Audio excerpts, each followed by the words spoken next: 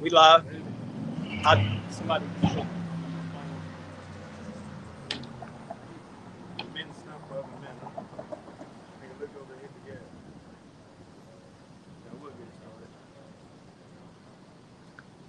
We live. All right, Shalom. First and foremost, we want to give all praises, honor, and glory unto Yahweh, Hashem, Yahweh Shai, Hashem, Rakakwadash, and double honors unto the apostles and the elders of Great Millstone, and peace and blessings to all you Wakim out there who pushing His word with all truth and sincerity, and as well as all you believers out there who believe in the gospel. And again, another week, man. As the Lord got it to where our custom is. I'll let this pass.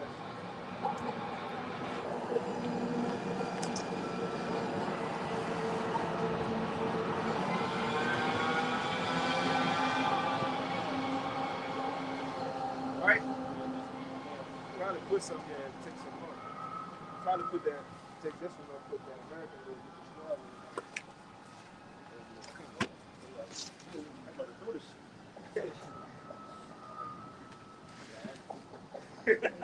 All right, but hey, like we were saying, as the Lord got it to where our custom is, man, week in, week out.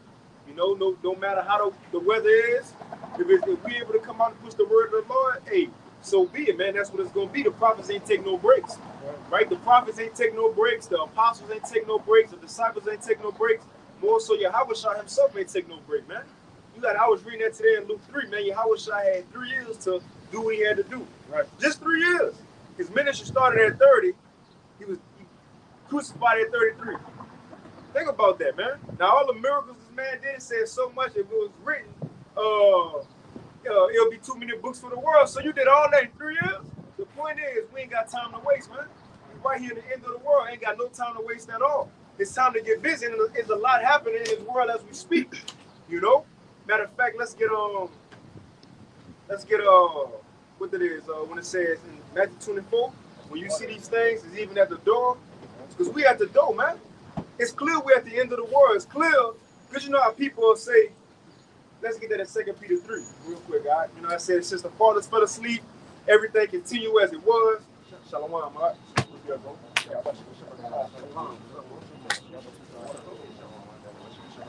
Now you can get that one up, all right?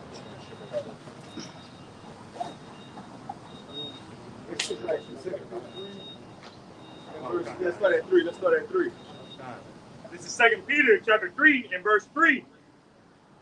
Knowing this first, that there shall come in the last days scoffers, walking after their own lust. Now, what's a scoffer? Somebody simply who coming up against the doctrine, man, who ain't taking this as serious as they should be, right? They may hear one thing, talk about it, laugh at you, because you believe a so-called dark-skinned man will come from the sky on a UFO, right? Like that, the video.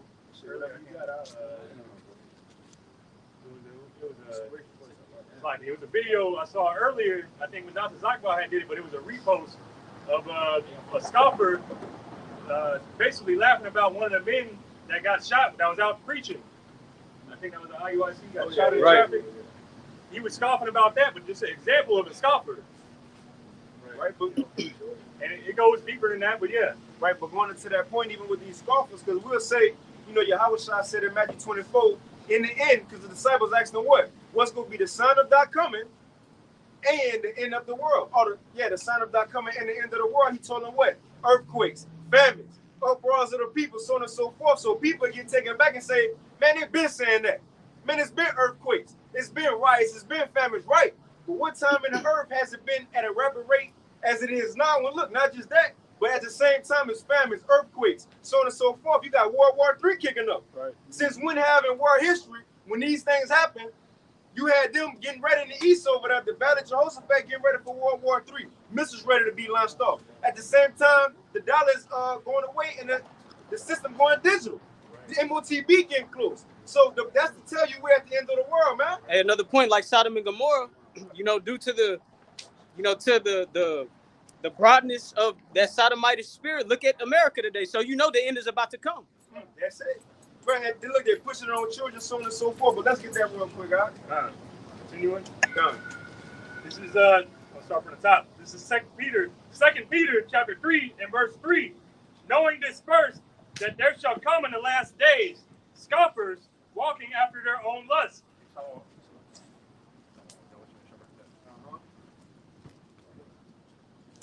and saying, where is the promise of his coming? Right. For since the fathers fell asleep, all things continue as they were from the beginning of the creation. They said they went back to the fathers, telling you way back to the creation. They're like, man, that never happened since. Well, that's the beauty of the Lord, man. That's the right, to catch these people off guard. That's what's gonna make the story that much more exciting. Remember, Noah was talking about the same thing for 120 years. You know, they said, man, all great meals don't do is talk about the seal. Right. All Noah talked about was water coming from the sky, and guess what? It happened. It happened, man. But the point is, as we see these things, we gotta know we at the door.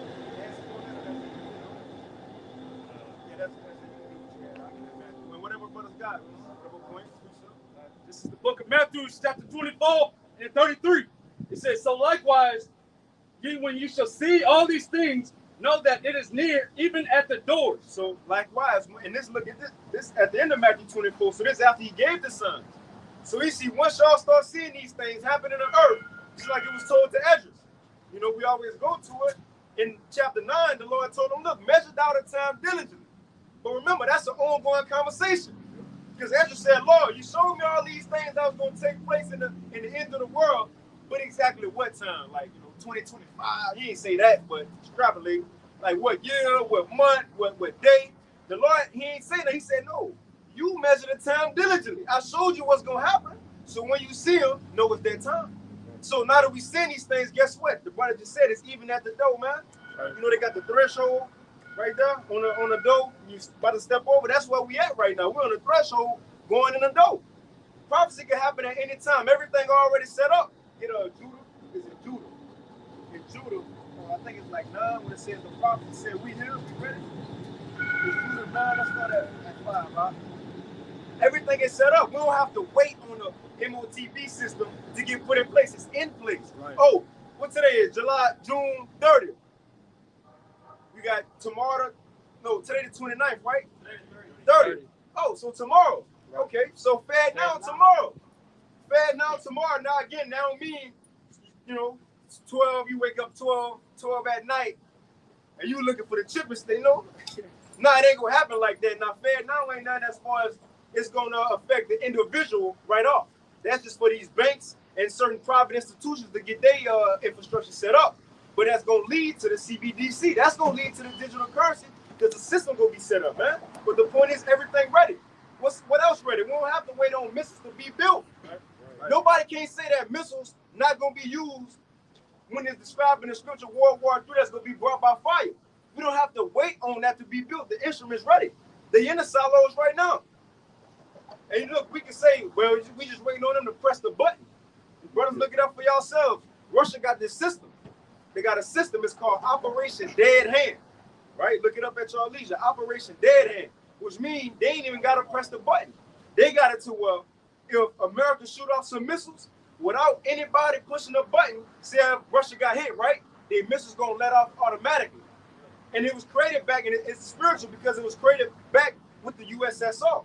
Now, what Ezekiel 38 said, the Lord will turn them their hooks back. Right. So they're going back using them old systems. But the point is, the missiles gonna fly regardless, because who controlling the Lord, man?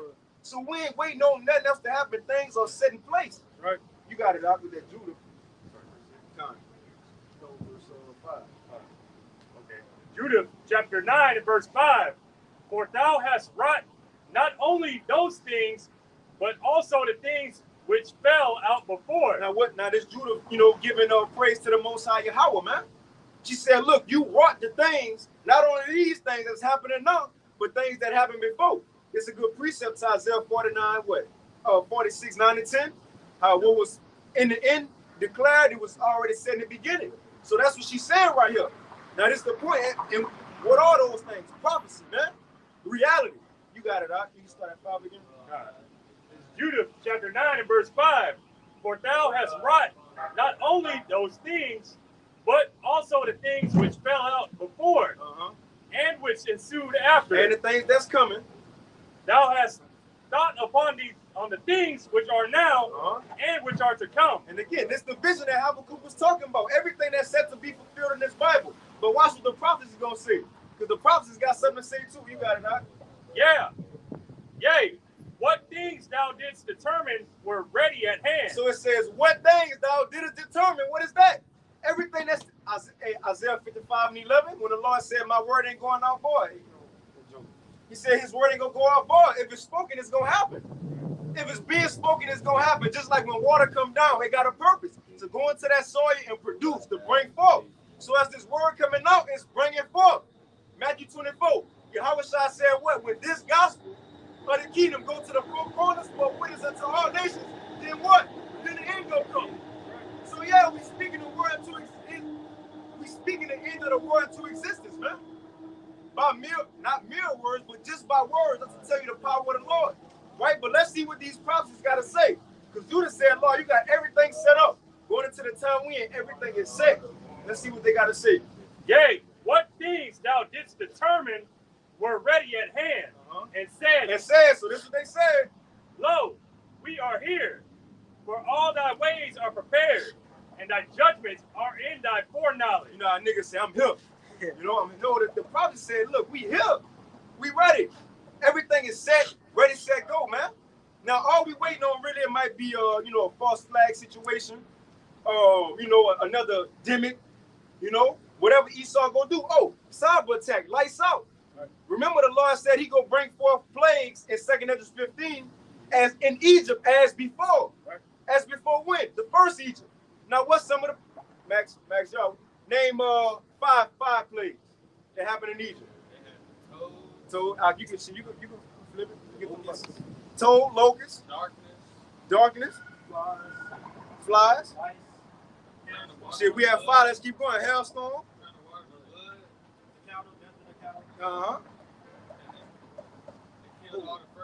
Firstborn. That's 9 or 10. Nevertheless, them brothers know it, man. But what's one of those plagues? Now the Lord will bring back some of those things plus more in this time. And it might not be every specific thing either. Fire me or whatever. He's saving the missiles for that day. Who knows? But one of the things that's gonna come is darkness, man. Right. Now today we call it a cyber attack or EMP attack. Right. They ain't had that terminology back then. They had an EMP attack. Well, now that's what it's called. If the lights go out. But the point is, and what's crazy back then, it was probably more easier for them to get through that because they didn't just have iPhones. They didn't have Twitter, Instagram to check up on people, to make calls, right? To call 911 for help.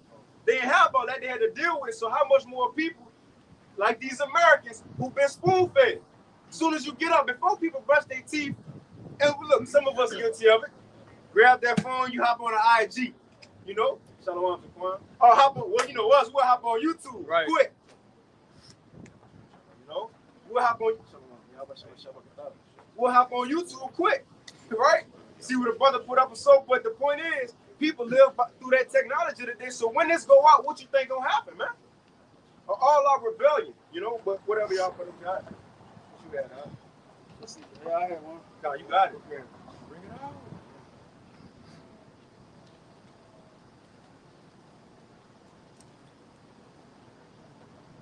This is the book of just going into it now, how we're not to be walking in the dark at the end of the day, not knowing that the day is quickly approaching. All right, we're not to be walking like everybody else out here, full of bullshit and wickedness. All right. This is the book of 1 Thessalonians 5:4. It says, "But ye brethren are not in darkness, that day should overtake you as a thief." So to the rest of these people out here in this world, man, it's going to be overtaking them like a thief, man. A thief doesn't make appointments, man. They just come kick the door in, take what they need, and get the hell on and everything, man. That's how the day that of the Lord is talking about, man. All of a sudden, it's just going to switch up. It's going to be nothing but death, robbery, and murder off in these streets, man. It's nothing but mayhem at the end of the day, man. Out of nowhere. Right. It's going to be unexpected. I don't mean to control, forgive me, but it's going to be unexpected, man. That's when it's going to happen, especially in America. Because at least in these third world countries, because I got to do what I work with, he from Lebanon. His name Mazik. He from Lebanon. Now he told me, like, bro, I've been in airstrikes before. Like, I'm in my apartment and boom, shit just blow up. So he been through those. He said 3 airstrikes. He said when he was standing in Saudi Arabia, the police beat him and shit. So, but the point is, They used to certain shit like that across the world. They used to, we might be playing soccer and boom, a missile or a bomb come out of nowhere. These people are not used to that.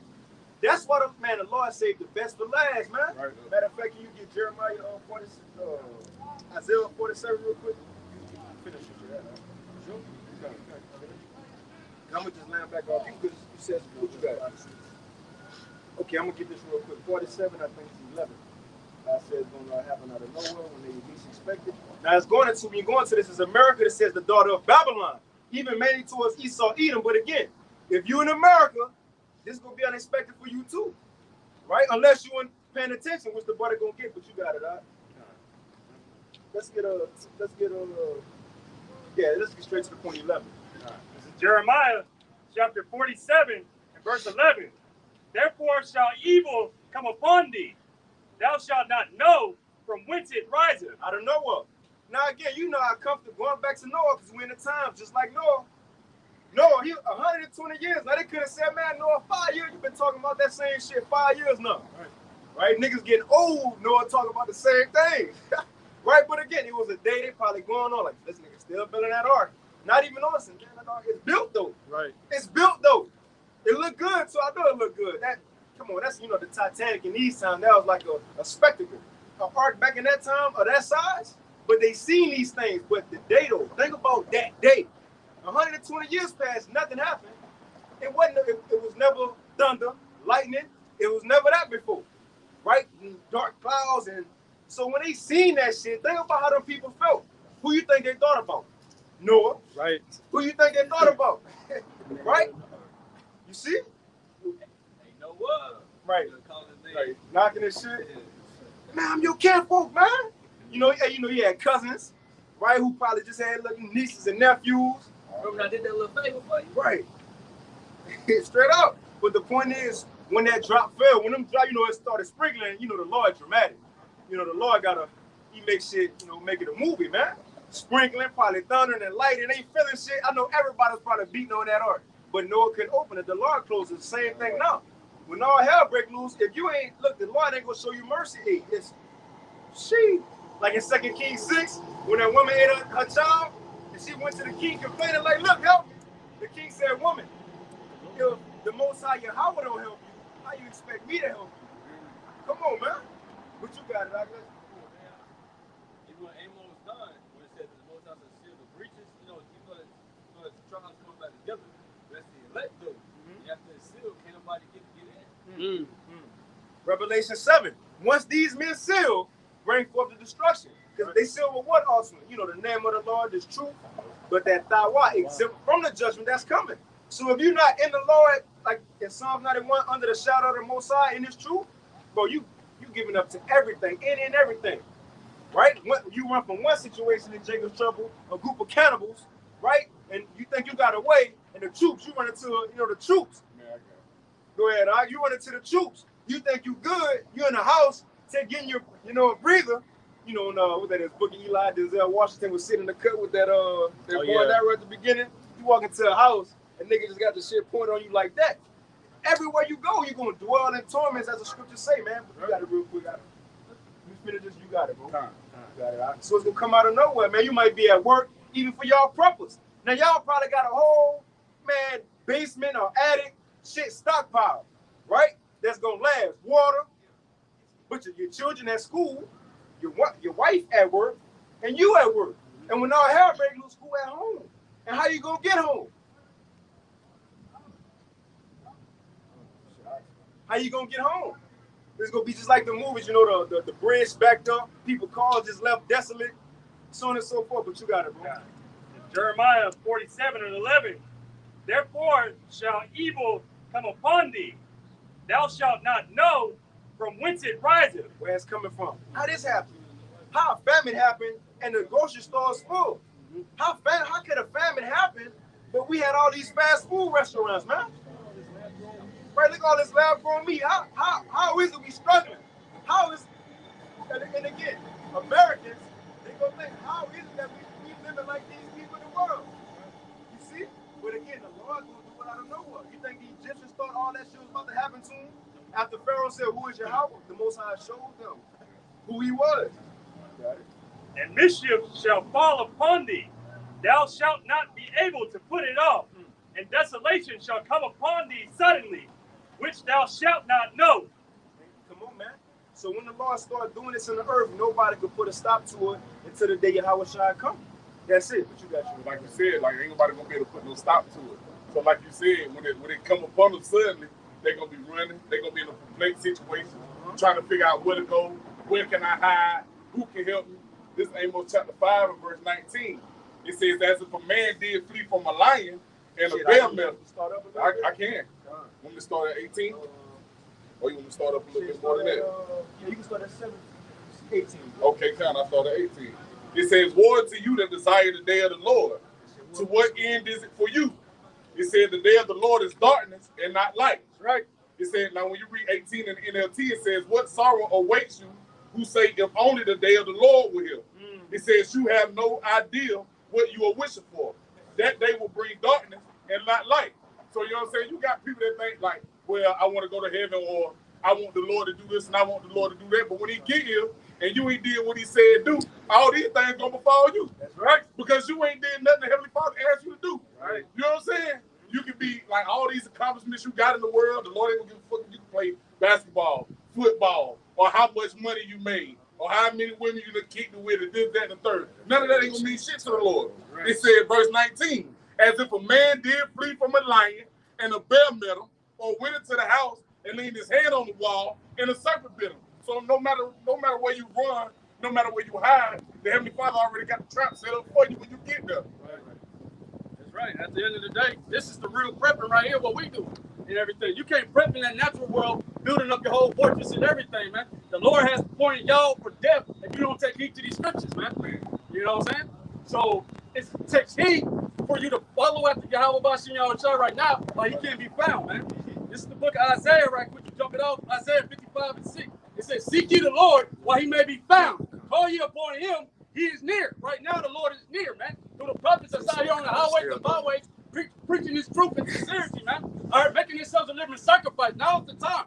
All right, why it's day the scriptures talk about how we have to be serving the Lord, man, making ourselves a living sacrifice out here, man. So that when that day comes, man, we're going to be merry, we're going to be peaceful because the Lord is going to be watching up after us. But the ones who are walking in darkness, as those were in the days of Noah, doing all the bullshit, carrying on, as you see all day in this world, and shit, they're going to be washed away, man. Right. So when that flood of violence, that flood of fire comes, famine and all that strife comes, they ass is hitting the goddamn door, man. That's it. Yeah, that's it.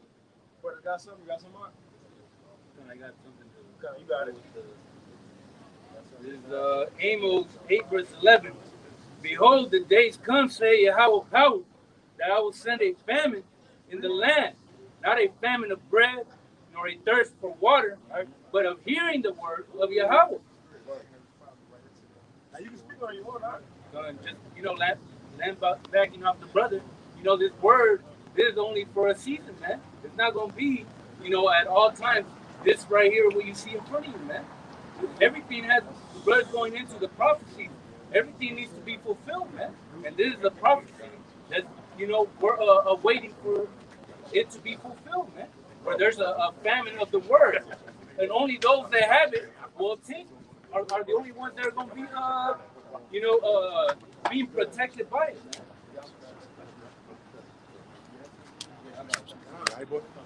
This is 2nd Ezra chapter 5. They didn't even say the changes. It's all good. This is 2nd Ezra chapter 5 and 1. It says, nevertheless, as concerning the tokens, which are tokens or signs, behold, days shall come that they which dwell upon the earth shall be taken in a great number. And it says, and the way of truth shall be hidden, and the land shall be barren of faith. You know what I'm saying? So it's going to come a time where the prophets the true prophets are not going to be out here more than the people no more, man. And the Lord is going to hide the prophets, all right? Because that's the only truth in the land. He's going to hide the prophets, so when people trying to seek answers, they're not going to be able to find the true answer, what's really actually going on. It says, and the land should be barren of faith. So because of the prophets not on the scene, the land is going to be barren of faith, man. They're not going to have true hope. What you read now? 2nd Ezra 5. then it says, verse 2, but iniquity shall be increased above that which now thou seest, or that thou hast heard long ago. Right, because of the prophets are still on the scene, there's still somewhat of balance in the earth. So as soon as the prophets completely get moved out the scene, it's going to be complete anarchy, man. See, that light ain't going to be nowhere on the earth no more, besides in their own domain, man. So people, it says iniquity is going to be increased. So you jump down, it says, and 9, and salt water shall be found in the sweet, and all friends shall destroy one another. Then shall wit, which is understanding, hide itself, and understanding withdraw itself into its secret chamber. You know what I'm saying? So the men with that mindset, they're going to only be the ones with that mindset. That chamber going into their mind, man. So these people, like Ezekiel, he said he's going to make his tongue stick to the roof of his mouth. I believe that was Ezekiel, right? Or Jeremiah. So it says, and shall be sought of many and yet not be found. Then shall unrighteousness and incompetency be multiplied upon earth, which is the lack of control. One land also shall ask another and say, is righteousness that make of a man righteous grown through thee? And it shall say no. And at that time shall men hope, but nothing obtain. They shall labor, but their way shall not prosper. That's right. And you gotta think, this brother, them brothers going into the famine of the word. Now, man, truly think about that. People get pissed off when they ain't eating or drinking. Right. Now, how much more? First, people get pissed off when they ain't eating and drinking, right? It's gonna be a literal famine come, a lack of food. Add that on to you ain't got the answers, you don't know what's going on. Now it's a famine of the word. And in this time, it's gonna be a lack of sleep with that. Look, man. Gerald Salente said, when men have nothing else to lose, they lose it. The brother just read incontinency. A lack of self-control. Women gonna be getting great. Men gonna be getting great. So on and so forth. People go wild out. Think about if you don't have the answers or know what's going on in the time that never happened in the earth. That's like you today. If your GPS is slow rerouting, you get aggravated at the fact you don't know where to go. So how much more on the spiritual aspect with the people that are without this? I mean, like for instance, when we just went through that C1 situation, all right, that virus, whatever, man. Everybody who did not have this truth, and they was running around like chickens with their head cut off, man. Right. They panicking and stuff, right? They shutting down the churches and everything. They do this, that, and the third, but they haven't drawn near to our power, man. All right, and this time we're out here to do it, to draw near to. That's beautiful though, because that's how important the Holy Spirit of the Lord is. You know what I'm saying? Having the Holy Spirit, because that's our GPS. Right. You feel what I'm saying? In that day, we're not gonna know exactly what to do, what way to go, what way to turn. But the Holy Spirit is gonna activate on a whole nother level where the Lord is gonna lead us. It's like, okay, I got you. Boom, you be like, go left. But that was the Spirit. You went left. You feel what I'm saying? Man, it's gonna be beautiful in that day. That's right. And the Lord will be giving signs like, look, the trees blowing. You might be running in the forest, and look, you hit a two-way, you don't know where to go, and the trees start blowing right on. All right, real. It's gonna be stuff like that. Our angel, the Lord make you, you running. I don't know how it's gonna go, bro. I think about the same thing. You think about it in a way like, okay, boom, we all running down the street. We see animals, hyenas, tigers, lions, but the Spirit like keep running. Remember, I told you they're gonna be at peace with you. But everybody else stop and go back the way that you ain't supposed to be going. Right. Oh man. You got what you got. This is Psalms 119 and 105. Thy word is a lamp unto my feet and a light unto my path. Right, because the word, bro, is literally a light, man. Everything around us will tell you in Job 10 and 21. This is a land that darkness itself. Right. So the only thing the only way we can see in darkness is when we have a light. You know what I'm saying? And what's crazy about it is, when you sleep in that deep sleep and somebody come in the room and cut the light on, you like this. You know what I'm saying? You like, damn, the light blinded me. Yeah. And that's how society is, man. Society, we cutting on that light and they going like this. See, so that's showing you that that's the only thing that can aggravate something that's in the dark. And it's also, on the contrary, a way that you can maneuver through the dark. So this light that we have, man, is very important, man. The Lord is not just saying it for no reason. We're going to literally, we're getting spiritual experience right now, man.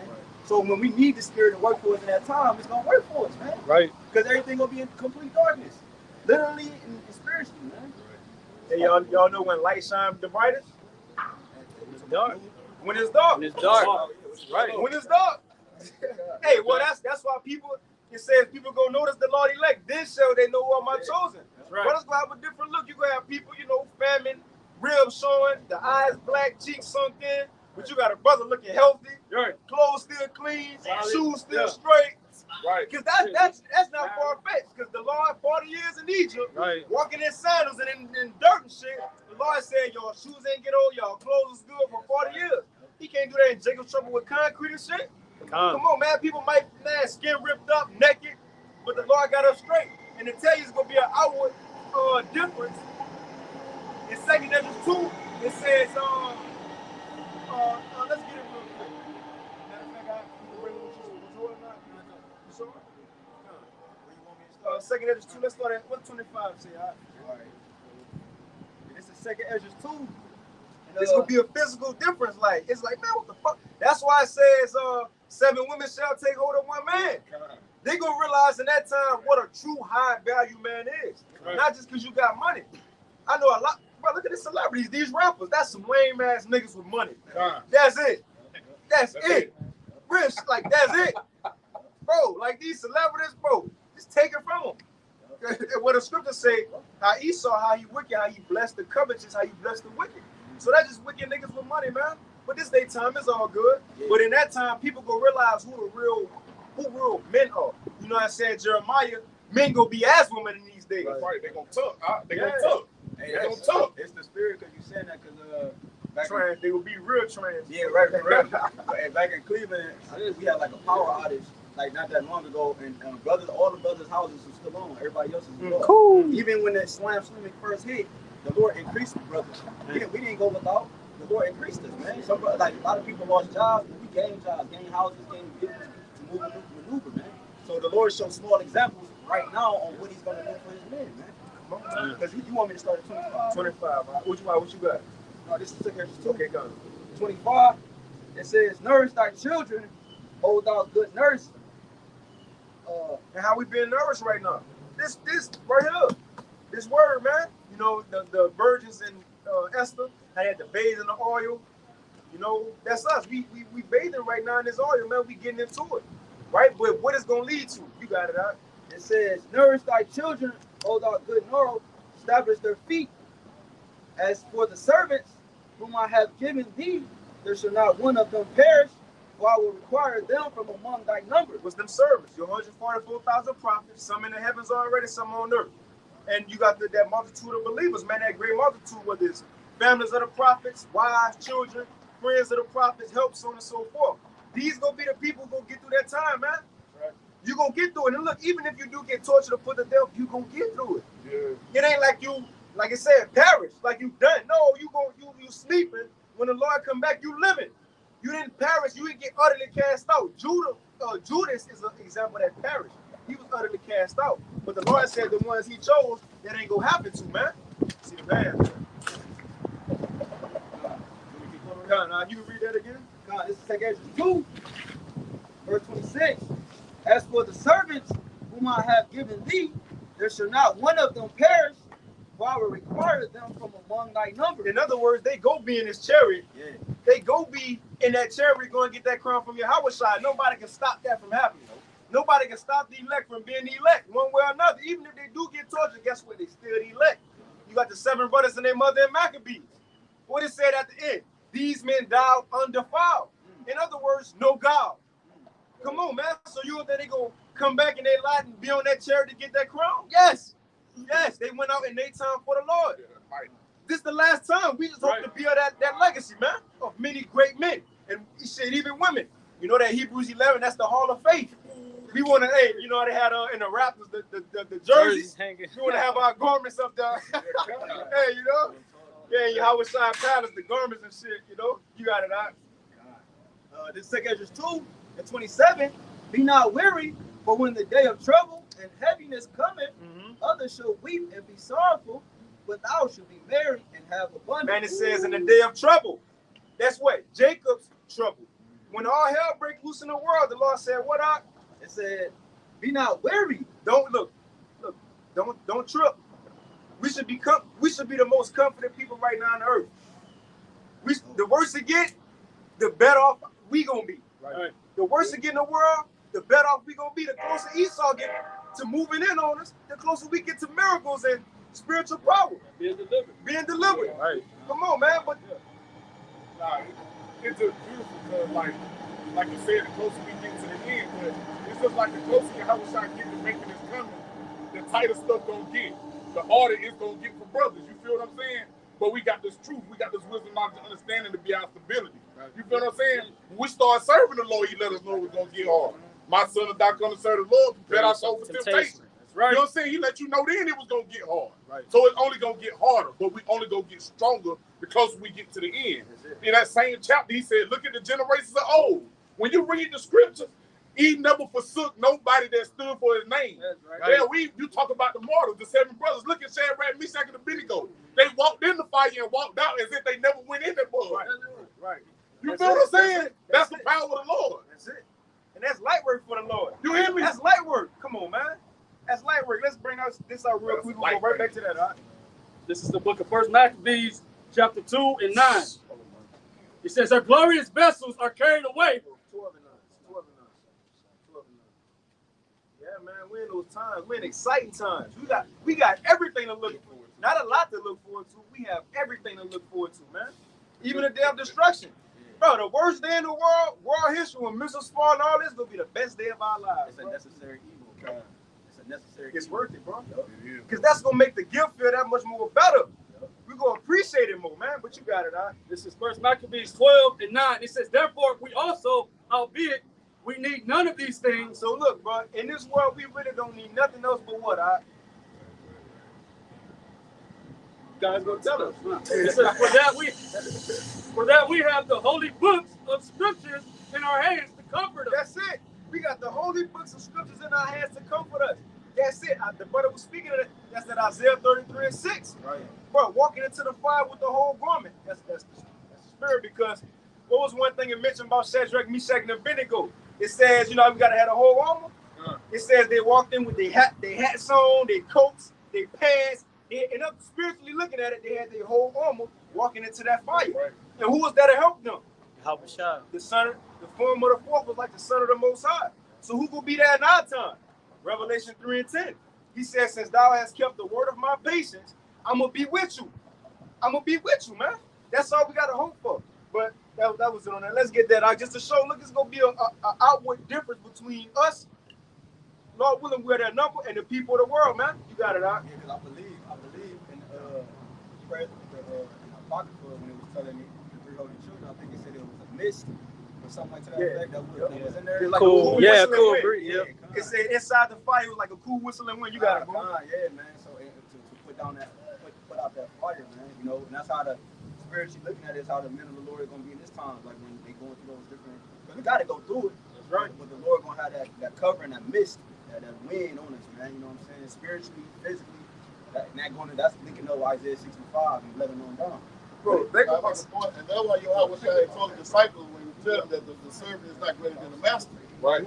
So we have to go through it. We got to go through it just like he went through it, man. That's who I got. If they mind prepared for that. That's why when he came back, after he rolled, he was telling them, you're going to go through this. You're going to be persecuted. You're going to be hated. Right. You know what I'm saying? So that's what we go into it. Hey, let's do it. You know what I'm saying? Let's do it. Go. It's over with, man. Right quick. 2nd Ezra, chapter 16, and I'll jump it off at 72, 73. It says, "Then shall they be known who are my chosen."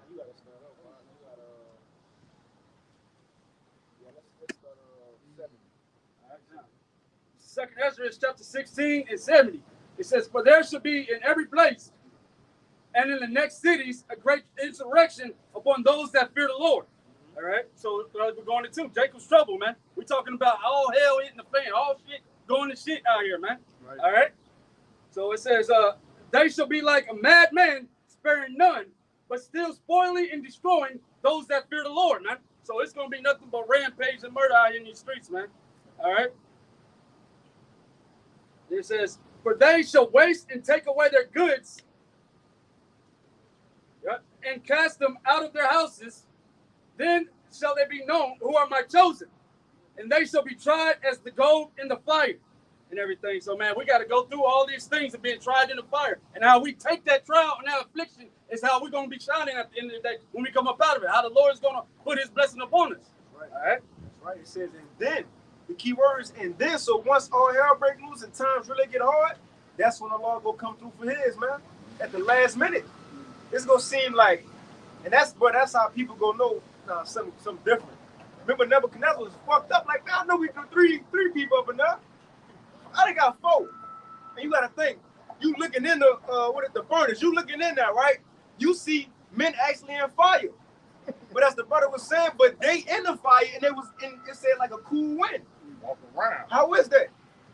Man, we about to see some miracles and be a part of them, but you got it out. This is back in 2nd Ezra chapter 2 and 26 again. As for the servants whom I have given thee, there shall not one of them perish, for I will require them from among thy number. Be not weary, for when the day of trouble and heaviness cometh, others shall weep and be sorrowful, but thou shalt be merry and have abundance. The heathen shall envy thee, but they shall be able to do nothing against thee, said the Most High. It said the heathens go envy us. Look, 2/3, they're part of that too. Because Yahushua said, cast them off as a heathen, man, if they don't want to get down. But the point is, it says they go envy us. Now, again, Yahushua said, lay up spiritual gifts. Well, people can't, moth and rust ain't going to corrupt. These can't break through and steal. So they ain't going to be envying the Holy Spirit in us. Think about it. They ain't going to be envying us following Yahweh and Yahushua. That's a spiritual thing. They ain't going to better envy our faith. Man, give me your faith. Put a gun out here. Give me your faith. They ain't going to better envy that. So what they're going to have to see something on the outward appearance. Right. They're going to have to envy it. Oh, remember the plagues was coming in Egypt? It was happening in Egypt where we was, it wasn't happening. Remember, Pharaoh even sent this people. He like, man, go check. Matter of fact, he went one time too. That's when the cattle died. So he went check. He seen, our cattle still good. It said Pharaoh was hot and pissed off, but did he come over there and do nothing? No. The same thing. They go see us being taken care of, but they ain't gonna better stop it. They ain't gonna better get in on it either. Come on, man. The Lord about to separate his. It looked like we losing now. All right. It looked like David would have lost to Goliath too. Right. That's the story. That's again the Lord do that to make the story great. Did not he tell Paul, in our weakness he made strong? That shed light on his power when we in a lower state, man. Right, but you can read that again, like about to show you about it. Yeah, what I said, because it said a pillar by day, fire by night. When the Egyptians was chasing us, it was that light that was blocking them for that whole duration, and then you know what I'm saying. So they couldn't get past that. They couldn't get past that light because it was so bright. But like you said, they did recognize it though. They recognized it, they saw it, you know what I'm saying, and they couldn't do nothing against it, man. Like you said, bro, that's a beautiful point because they're not gonna be able to. That's one thing that Esau is mad that he can't get is our faith in our spirit, man. He's mad at that. He's angry that we woke up and stood on our feet after all this, you know what I'm saying, work he did build and built up to keep us docile, man. He's mad at that, man. It says, 2 Ezra 2:29, it says, my hand shall cover thee, so that thy children shall not see hell. Be joyful, O thou mother, with thy children, for I will deliver thee, says the Lord. Remember thy children that sleep, for I shall bring them out of the sides of the earth. That's pretty much it on that. The point was, they go envy. They gonna see an outward difference between us and them, man. But again, they ain't gonna get it. The brother brought the precept in 2 Ezra 5. They gonna hope, but nothing obtained. But you got. This is Isaiah 65 and verse 12.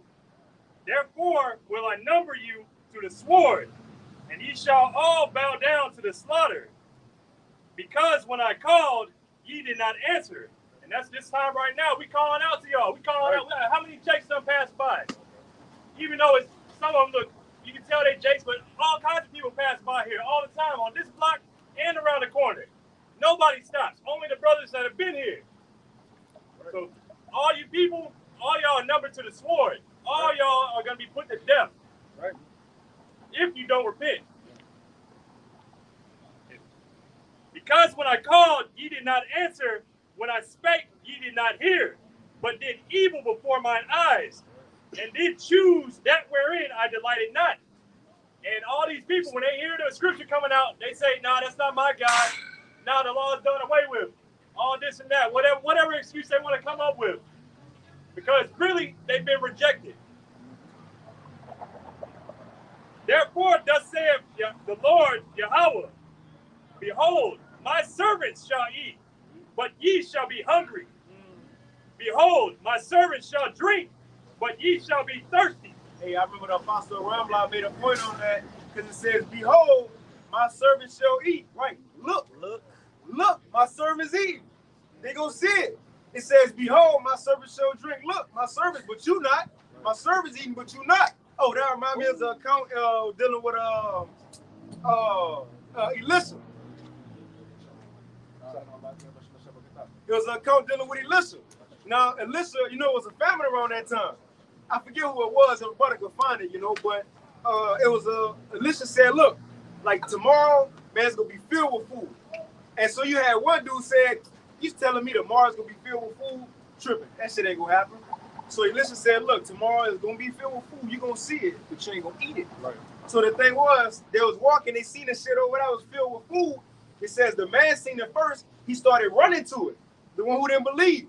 It says, but everybody else ran to it quicker and trampled him and killed him. So he seen it, but he died before he could get something. The same thing will happen to these people in that time. You're gonna witness these things, but the Lord will either starve you out or kill you before you can take part. He gonna send that judgment, man, but you gonna see it. You got it out. And I make a point. The scripture say you rather be slaved by the sword than man, think about that. You on a run with an empty stomach. You ain't sleeping like 4-5 days. You see a tall nigga there, he like a hot dog. A fat nigga, he like a hamburger. You running looking for water. You think it's water, but it's the heat waves. You dive head first into the concrete. Yeah, bro. You got it, right? This is I'm sorry, it's like Isaiah 65 and verse 13. Therefore, thus saith the Lord Yahweh, behold, my servants shall eat, but ye shall be hungry. Behold, my servants shall drink, but ye shall be thirsty. Behold, my servants shall rejoice, but ye shall be ashamed. My servants are what? It's like it. My servants are what? My servants shall rejoice. Okay. Time out in hell, man. We're gonna be rejoicing, bro. Right. You know what I'm saying? While everybody running around like the brothers supported with their chicken with their head cut off, like we're gonna be rejoicing. Because we know what time it is. We were given the riches, the depth of the riches, is knowledge and wisdom understanding. That's the true riches. And the brother was saying, everybody with this fake dollar they got, we have the true riches, and man, this is the knowledge and wisdom understanding that we have, bro. Right. So when everybody bugged out in that time, we don't understand. Why? Not saying we don't go through hell, but we don't understand. So we're gonna be rejoicing in the time when all hell breaks loose. And we don't have a reason to because we know this is coming. We gotta keep the faith to the end. And you know what else too, Ak?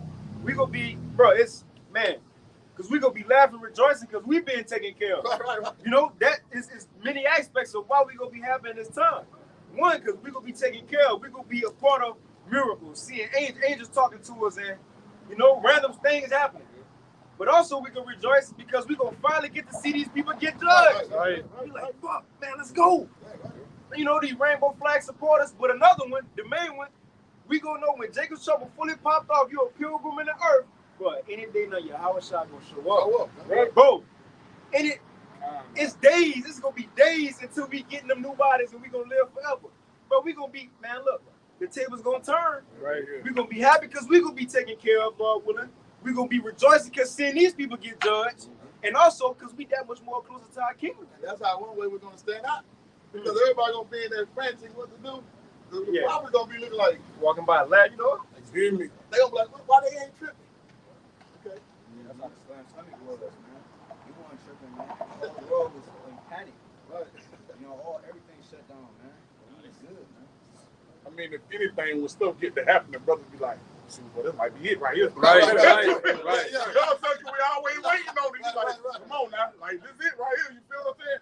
What the brother was talking about earlier, like the blackout. We waiting on something else to happen. We ain't like, shoot, all right, we cool.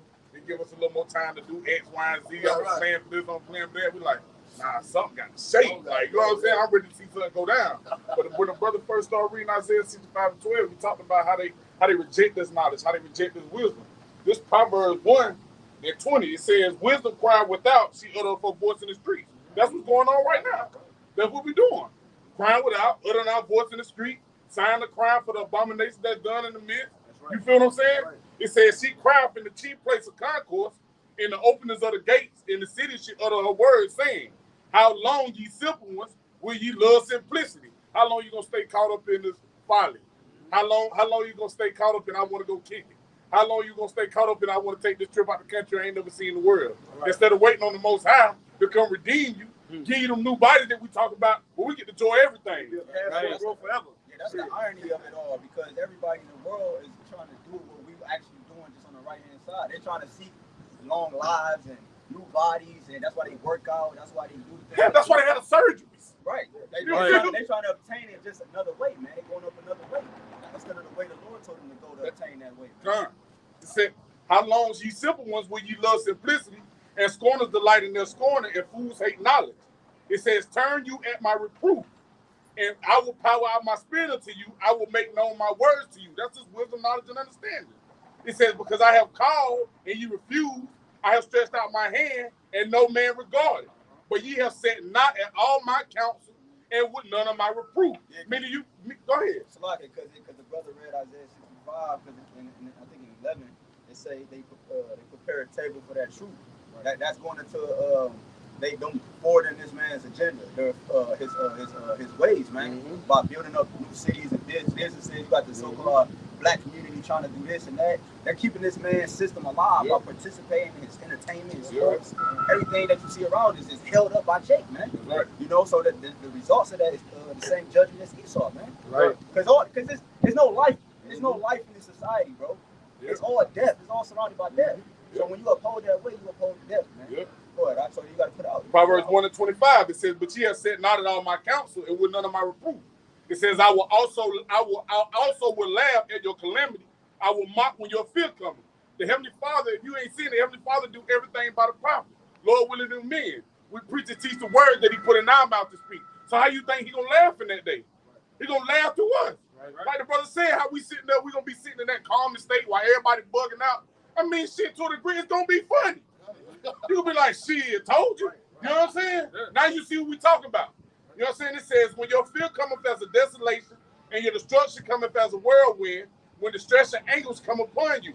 It says, verse 28, it says, then shall they call upon me, but I will not answer. They shall seek me early, but they shall not find me. So it ain't like it's gonna be a feminine word then. Like the brother quoted. Our tongue will stick to the roof of our mouth. Even if we decide, okay, I might want to help this person, he ain't gonna be able to.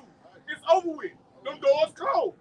Just like the ark was closed. It's over now. Yeah, like Apostle Tahar said, if I can say, we're about to come into that time because Apostle Tahar just said he believed the elected seal already. And Apostle Rahman lamb back and say he do too, man.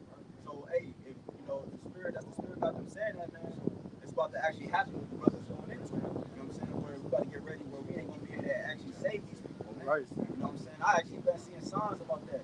Like just different music coming on, the Project Pat Don't Save Her, and different stuff like that. There's been signs like that in my face lately, but saying don't save them because it's over with, man.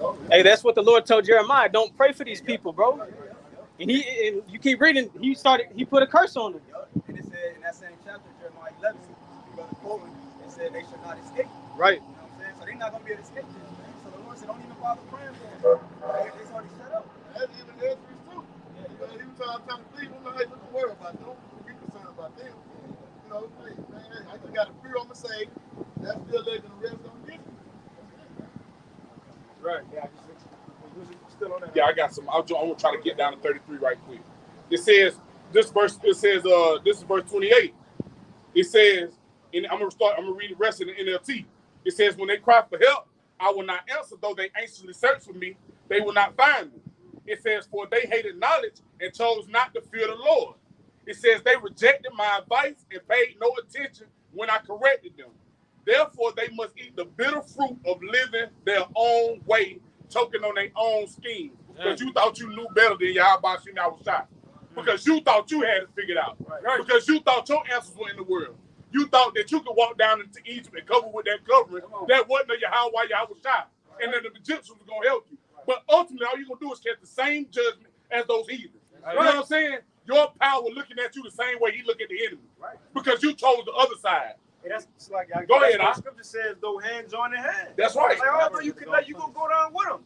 And that's the worst thing. You getting judged as the law gonna judge the Edomite. Right. Come on, man. Man, bringing that verse back. It's Proverbs 1:30. It says, they rejected advice and paid no attention when I corrected them. Therefore, they must eat the bitter fruit of living their own way, choking on their own schemes. For simpletons turn away from me, it says, to death. For simpletons turn away from me to death. Fools are destroyed by their own complacency. Y'all sit complacent in your sins and the way you live, thinking the most, like you said, y'all done settle on your leads. You don't think the most high gonna do good or evil, but you got another thing coming. Verse 33, it says, but all who listen to me will live in peace, untroubled by fear or harm. Like you said, we're gonna be good. We're gonna be straight. It ain't gonna be nothing to really worry about. Because it mentioned complacency in there, man. That's the thing. These people are comfortable, man. They're comfortable with wickedness. That's what they don't scoff at it. You know what I'm saying? They don't come against it. You know what I'm saying? They literally are for the system, man. You know what I'm saying? So therefore, what like the brother said, they gotta reap the reward, which is destruction of this place, man. They gotta go out with it, man. Right. That's the only way Israel can come back to their right mind, man. Right. 2/3 of our people. They gotta go through the fire, man. Like the physical fire. You know what I'm saying? In their security, they're gonna be destroyed. But in destruction, we're gonna be secure. That's the title right there. It's a balance. You hear the title? You got it out. Isaiah 30. Message. Right. Second one. Woe to the rebellious children, saith Jehovah, that take counsel, but not of me, and that cover with a covering, but not of my spirit, that they may add sin to sin. So you got it out. You speak on it. Yeah. Right? Woe to the rebellious children, man, which is 2/3 of Israel, man. Okay? They take counsel, but not of me. All right? They take counsel of Esau, you know, and other than Yahweh, right? Social media, they can see a meme and take that as fact. You know, that dumb shit. Twitter, what they see on Twitter. If I can add to that, because when you go into that word counsel, it goes into advice. You know what I'm saying? And then it said, what was the last part of that verse? But not of me, and that cover. Yeah. That cover. Because when you go into, you know, when the sun is out during the day, you go under a tree or something that's overhead. That's a covering that acts as a shadow, a protection. You see, when the people they take on the protection of Esau.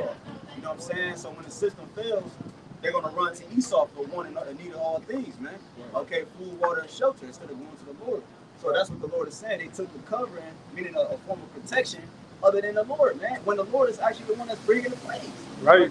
Like what? And just how you mentioned before, the C9, whatever, right? Well, they took protection, the cover from Esau, right? And what happened? Backfire. And it backfired, man. They didn't have faith in Yahweh Shah. All right, so a lot of our people dropped dead, man. Or ended up permanently jacked up for trusting Esau instead of, you know, the Lord, man. Right.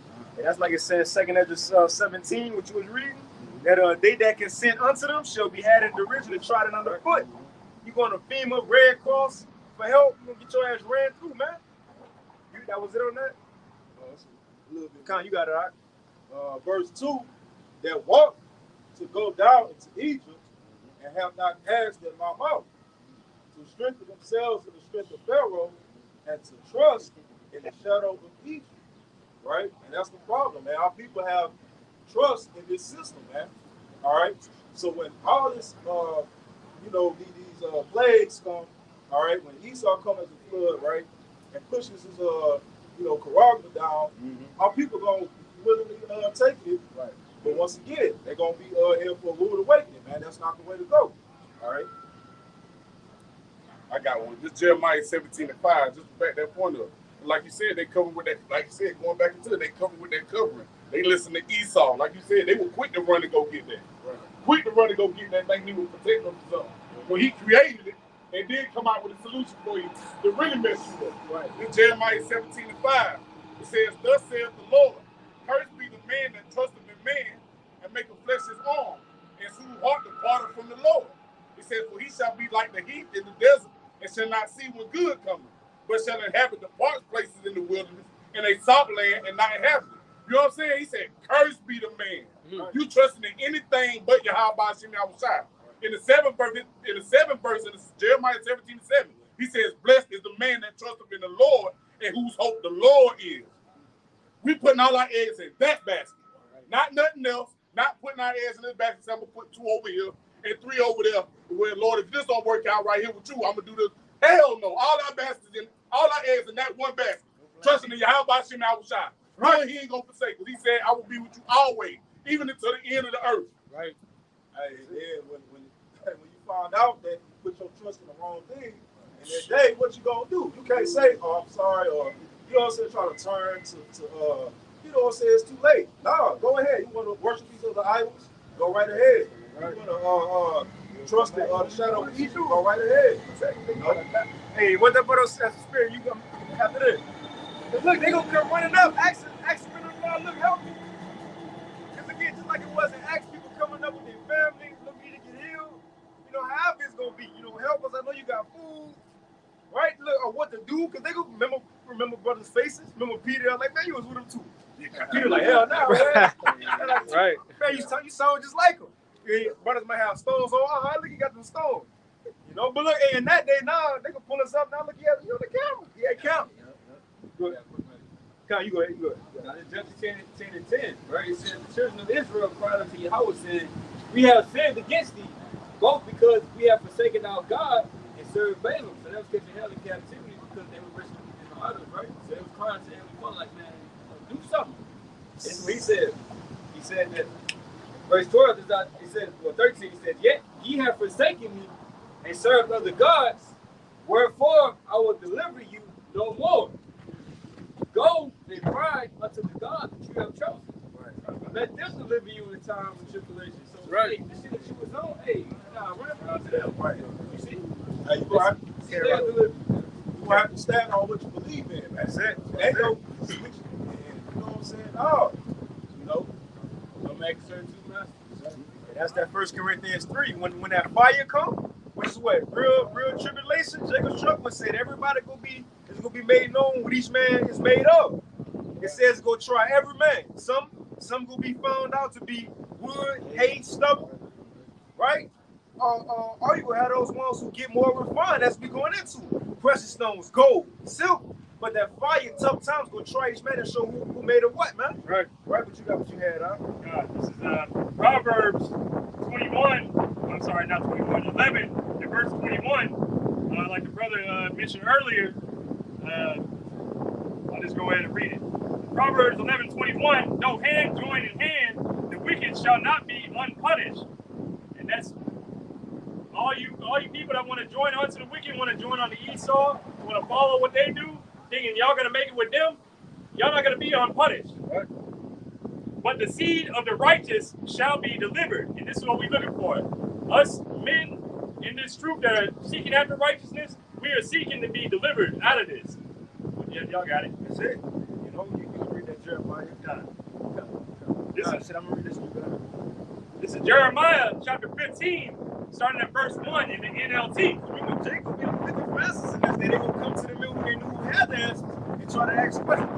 Where we go, what we do, what's next? And it's gonna be a lot of responses if the law don't have it to where you put them down, man. Then Yahweh said unto me, even if Moses and Samuel stood before me pleading for these people, I wouldn't help them. And so listen to the people he just mentioned. He said Moses and Samuel. Man, look, hey, well, to tell you how important them men is, Yahweh brought them two forth on the transfiguration on that mountain. That's two prolific men in our nation. Some of the top men of this legacy, man. Moses and Samuel. He said, in the Lord, man, they was beloved by the Most High. Masha. He came back as the beloved David. Samuel, he was saying, came many times, great men. But the point is, even if those men, who the Lord pretty much would do anything they asked for, that was another question on that quiz. I remember Samuel got hot one time. Jake asked for a king. Hey, Samuel started cussing their ass off. And he said, look, have I ever did you wrong? He was like, you know what, just to show y'all that the Most High was dealing with me, and y'all gonna regret asking for a king, because Samuel like a king. He was a judge. So he said, you know what? He said, y'all know we're in harvest time right now.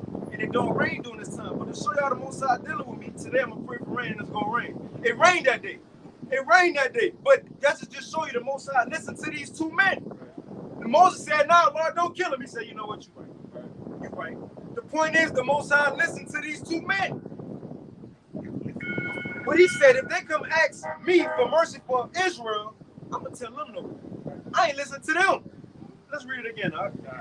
This is Jeremiah chapter 15, starting at verse 1 in the NLT. Then Yahweh said unto me, even if Moses and Samuel stood before me pleading for these people, pleading, not just asking, begging, Lord, show mercy to them, I wouldn't help them. Still ain't coming. Again, brothers been bringing out the precepts. You didn't want to hearken when the word, you know what he said, when the going was. You say you wouldn't want to hearken. Right. Turn in, you sent not at all my counsel. Right. All this reproof. You ain't want to be rebuked. You know what I'm saying? That's why they say, speak not unto his right thing, speak unto a smooth thing. You don't want to hear the stuff that's going to make you go the right way or do the right thing or live according to the way Yahweh Shem. Right now, they don't want to listen because it's Friday night. It's Friday. It's Friday. Turn time. Friday, baby. You know? You got a lot of shit to do. When it's in Houston, you in the city, wherever brothers said, there's a lot of stuff people can do. Why would they stop now? It's going to backfire because when they want to hear the law, it's nah, nigga. Let's read it. Away with them. Get them out of my sight. And if they say to you, but where can we go? Oh, so they gonna come asking what to do, man? I see you out there, man. I have in my hand. I see you on the video. What to do, man? I remember you was talking about, you know, the MOTB and this. Like, what's the order of things? They gonna be asking. What's gonna be some responses? Now again, this may be the exact responses all around it. You got it, right? But where can we go? Tell them. This is what Yahweh says. Man, look, this is what the Lord got to say. Those who are destined for death to death. So man's gonna be brothers. It's over. Again, what the king told the woman: if the Lord don't help you, how you expect me to help you? Man, the Lord about to kill you. And you know, in that time, we're gonna be on another glory. The Lord gonna be dealing on another level. Like speaking like Nathan did David. Like, you know, when brother cut you or something, your heart dropped. Like, oh fuck. Right. Yeah, that's what it's coming to. Man, the Lord about to kill you, man. Like Samuel told the dude who thought he was about to eat, but you gonna die before you touch that food. Man, the same thing is gonna be happening these times. You got it, right? Those who are destined for death to death. Mm-hmm. Those who are destined for war to war. Man, look, it's probably gonna be detailed. Tell them, look, tomorrow over here they gonna have a clash between the police, niggas, and all that. You gonna die in that war. Well, Samuel, when he told Saul, because Saul had some of the book, asked for help. I'm saying for the prophet, I'm trying to get some answers from him. He ain't asking. He like, shit, if the Lord forsook you, what the fuck you think I'm gonna do? Right. Hey, and then he said what? Tomorrow, he you said, and your sons. Yeah, he said, why you pulling me up? Tomorrow, you and Jonathan gonna be where I'm at. So again, we go, man, look, the Lord about to kill you. Tomorrow, the Lord will kill you. Not you, you know? Not you, but, you know, you're trying to get us the way and shit. You know? But no, we gonna be good, man. The Lord gonna kill you. You know, man, in a couple of days, the Lord gonna starve you out to next week. Right. Shit like that gonna be happening. Let's read it. You got it, right? That's your answer. You know? What you want to do? Hey, thinking about it too, like for a testimony. Whenever I started coming out here, the way I found was talking to a brother through the YouTube. So what you think? Whenever that day comes where it's no more communicate, no come out, it's fucking over with. You know? And even on the old way YouTube used to be able to send people messages like in an inbox. You used to be able to inbox people and stuff like that. Can't really do that no more. And then I noticed when I leave comments sometimes on people's comment boards, it don't even show up. Right. So I don't even know if the person, they knew they got it or they got it at all. So, hey, good luck to you. Those who are destined for famine to famine. Man, look, the Lord gonna starve you out. People gonna die, man. You look at children, you know, so on and so forth. That's what they gonna be told. They're gonna be told their fate.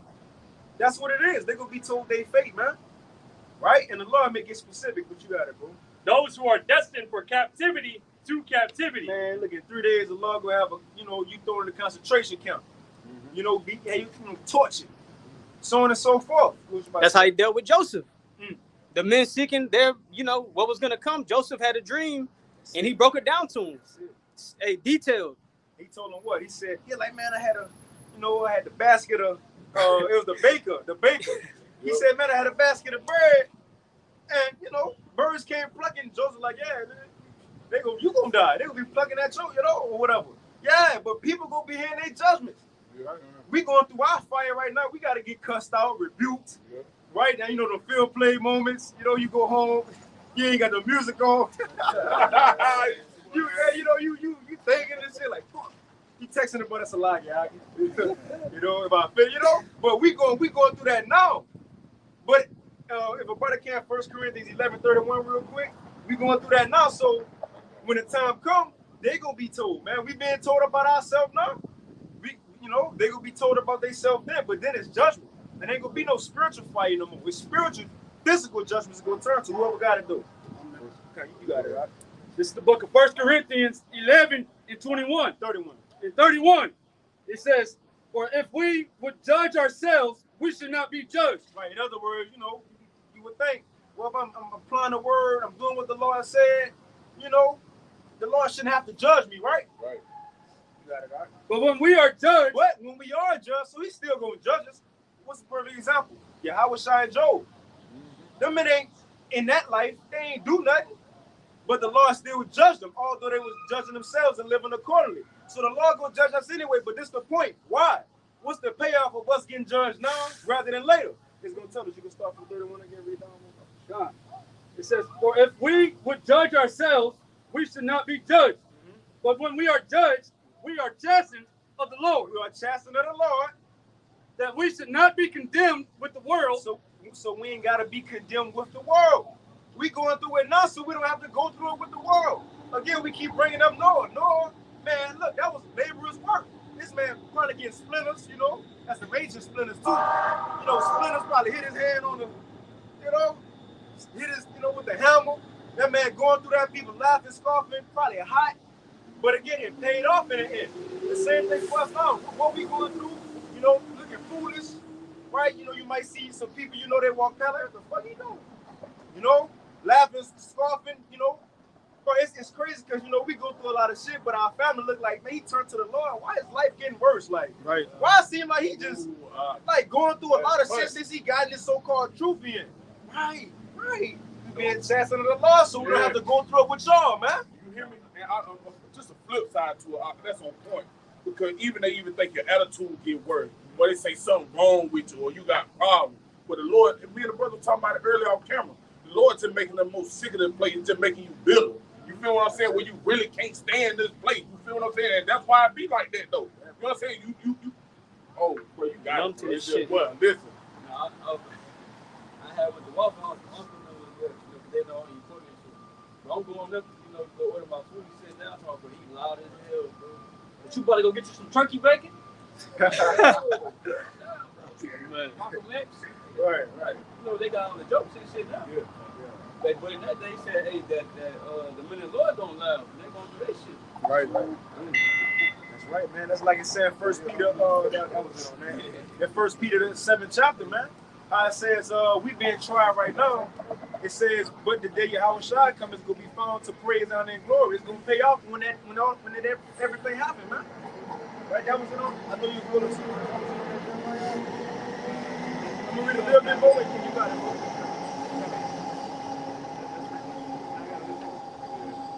This is Jeremiah 15:3 in the NLT. I will send 4 kinds of destroyers against them. So after he said, look, they gonna come up asking questions to tell them what they gonna go through, tell them their fate. So now he said, I'm gonna send 4 kind of destruction. Says Yahweh, I will send the sword to kill. The sword, and I mind you, everything he naming, that's gonna be sent to them for judgment. Like in Job 5, the same things he said he gonna protect us from. The sword, animals. The brother quoted it. Well, right here, what they gonna go through, we was already told in Buku scriptures, we gonna be protected from these same things.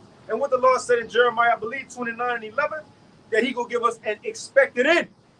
What you expect, Doc? From here on out, what you expect?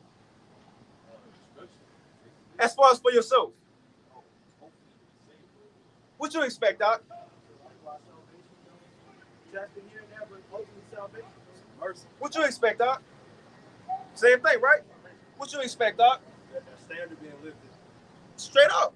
But we expect to be saved through Jacob's trouble, and when missiles fall, to get beamed up. Well, the Lord said He gonna give us our expected end. Bro, what we hoping for, expect to receive that. Like, but it's real life we live in. This ain't just we reading out the book and this real life. Come on, man. Who else in the world really, when they wake up, I gotta watch some lessons of men talk about the Bible today. Or I gotta do a lesson. You get pissed off, I ain't read yet. My children know what I ain't, but my wife, my children, they know when I ain't read, they know when I ain't do a lesson, because I'm hot. Before we go to the the beach or whatever, my woman asked me, "You got your lesson in? You read?" Because she know if not, ain't gonna be a good day. Right. Because why? Now again, the point is, who else in this world is focused on things as such? But we got a great chance, bro. Keep that in, expecting that, man. Real shit. You got that same chapter, like I believe it's the verse after that. He was saying, like, shit, I got thoughts of peace towards you. Like, not evil. Shit, but we all want that for the Lord to think peaceful thoughts towards him. Like, him right there, he good. Bro, yeah, how? He good. But that's how, like you quoted earlier, that thought why. That's how important it is. Because when the Lord into the atmosphere, we into this realm, He ain't gonna be smiling, bro. Not even at us. You know what I'm saying? You just hope He look over you. Right. You know what I'm saying? Like, you good. Pass Yeah, like, yeah, pass over. You know what I'm saying? Like, okay, yeah, you good. You feel like, whoo, boy, you know what I'm saying? Because there ain't nothing but destruction on his mind. The time for laughing and playing will be after the You hear me? Yeah, right. On the cherries after you get that spot. Right. Because even today, when Jake woman come to a game or something, basketball, Jake go all out. He be Jordan Poole and shit. Showing out. He be showing out. Boy, Yahweh Shai coming. He gonna show out, and in front of his woman, man. He wanna get busy. But the point is, bro, that's gonna be a day of days. Missiles gonna be falling at the same time. Right. That tractor beam, look, the tractor beam might get on people, but that's like a laser on you for that fire to come out.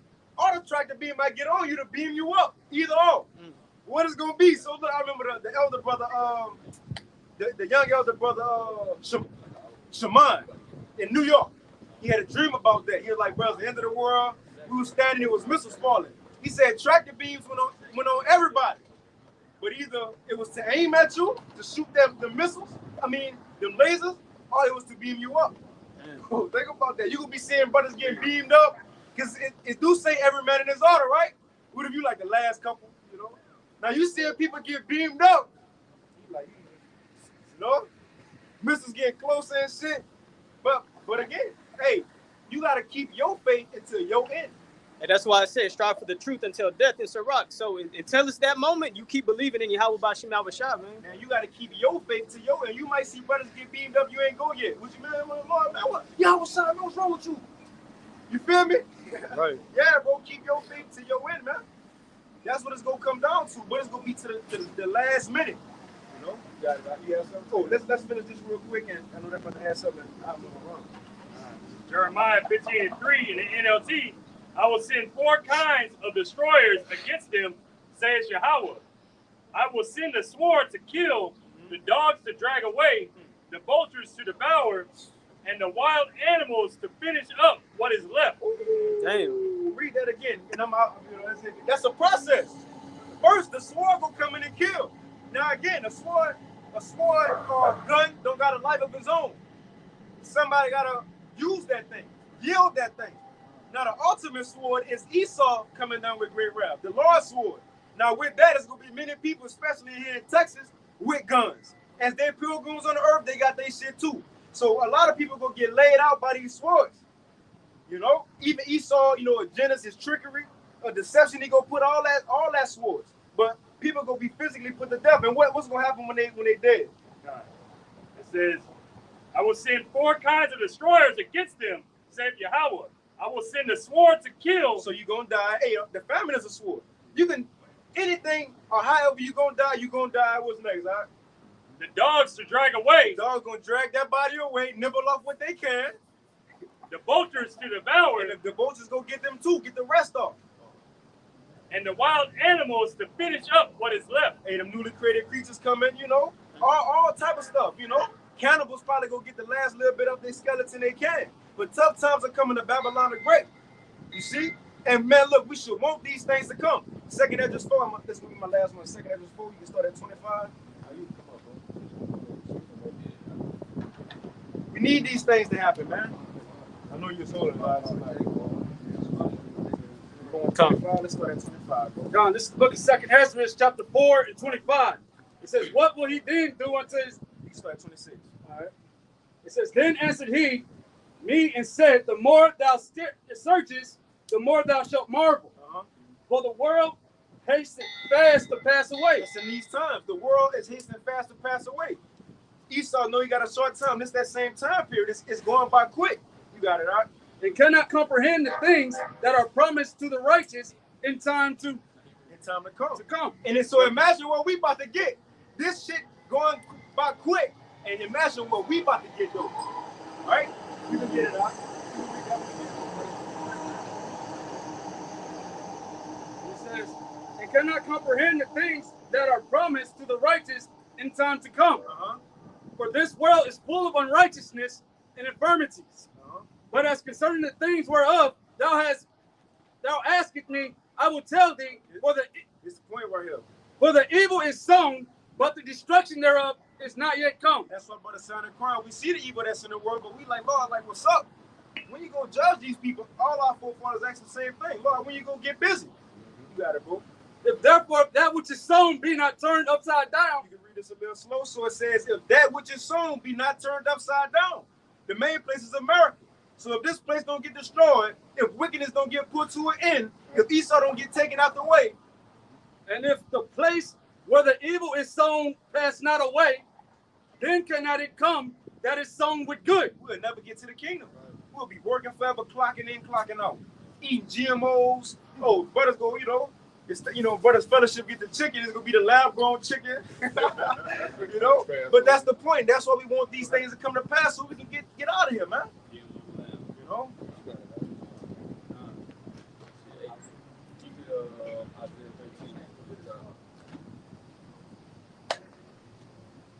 Yes, sir. He get out there 13. Whatever we get to the spirit. Right, because, hey, bro, hey, the Most High, hey, he wrapping all this up, bro. We all see the times that we in. You ain't got to do no second guessing. Hey, it's at the doors. Right? The prophecies are about to take place. Judgment's about to go forth. And the Most High is not playing. Right? I said that the Lord, and he is long suffering. All right, so you got all these people out here, you see, walking in their pride, thinking that basically nothing is gonna happen. They in the same spirit of Esau, thinking that the kingdom gonna continue forever, right? They join hand in hand. Right? See, they commit wickedness each and every day, right? But the Lord got a plan for you, bro. And nobody gonna escape. Hey, Yahweh Shah he coming with them rewards, right? A righteous reward, right? And a reward for the wicked. All right? But the ultimate judgment, the ultimate judgment is gonna be them ICBM nuclear missiles. All right? You got your This so what you just said, like you said, it's a reward for all of them. You know what I'm saying? Heavenly Father can reward. So it's gonna be a righteous reward, and it's gonna be a reward for the wicked. It says for this 2 Corinthians chapter 5 and verse 10. It says, for we must all appear before the judgment seat of Yahweh Shah Mashiach, that everyone may receive the things done in his body, according to that he have done, whether it be good or bad. You know what I'm saying? So it's a reward for what you done did wicked or what you done did in righteousness. And the Heavenly Father gonna pay you back to your face for it. It said that, but that's why we standing out here doing what we're doing. Because it says what the next verse it says, knowing therefore the terror of the Lord, we persuade men. But we are made manifest unto the Most High, and our trust also are made manifest in your conscience. So, but through this wisdom, knowledge, understanding, and understanding how the Lord really get down, how the Lord ain't playing. We read Jeremiah 15. You know what I'm saying? We understand the missiles coming and the other judgment that he got set up for you because you live wickedly. Knowing those things, we're trying to persuade you to turn back to Yahweh Shem and repent. So you don't have to deal with it. But if you don't, that's what's set up for you. You got it, bro. Lord said he set up the prophecy because he had compassion on his people. All right, trying to warn you from what's to come. All right? Because the Lord he'd rather you repent. He'd rather you repent. All right, but what he said, he said, you go to these people, they're going to headed, they ain't gonna listen to you because they don't even listen to me. But just go and tell them, go talk to them, just so the blood can get off your hands, right? And they're gonna be justified for that. And if we don't speak, then it's gonna be on our hands. So we ain't got no choice. That brother come out here and speak whether these people like it or not. Right? You say you have something? No, I'll get that revelation. Okay. This is Revelation chapter 22 in verse 10. And he saith unto me, seal not the sayings of the prophecy of this book, for the time is at hand. Right, the time is at hand. All right, so we bringing out the understanding in these times. Because back then, hey, they didn't have to understand any of these scriptures. All right, but we bring it out for the world to know now. Because these are the end times. All right, the Lord got to let you know about the prophecies, all right, before he actually do something, because the Lord is fair.